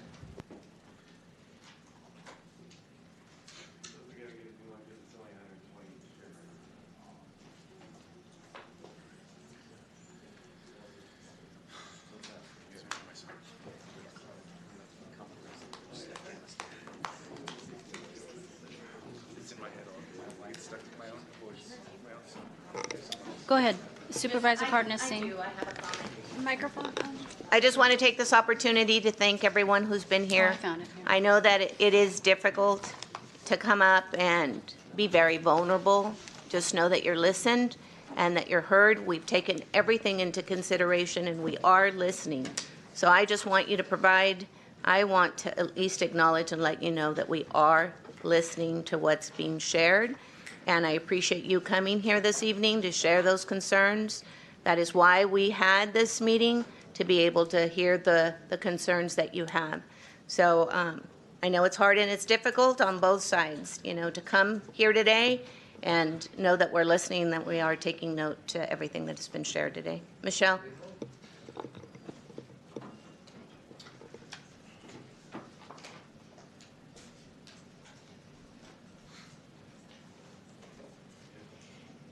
Madam Chair, I would like the board, or I'm sorry, the guy that's a SQL guy, to look into the California Government Code Section 65858, because you guys can put a temporary moratorium on this with a 4/5 vote for the public safety and welfare of us. So please look into this, because if not, we are wasting time here. One more question, or one more comment. I really do appreciate you guys being open in here tonight. So thank you.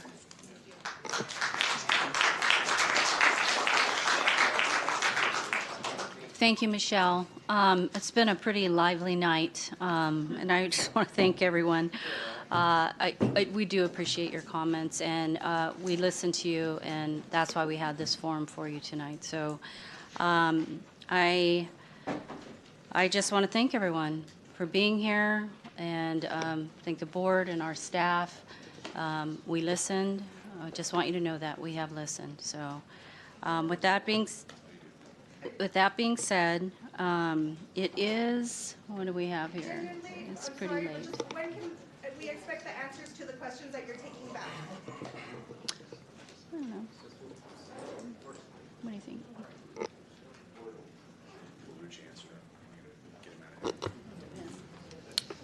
It depends on the question, but we will be putting out different batches of those. You can expect the first batch in 2 weeks, and then following that, we'll continue to respond to them as we've had discussion.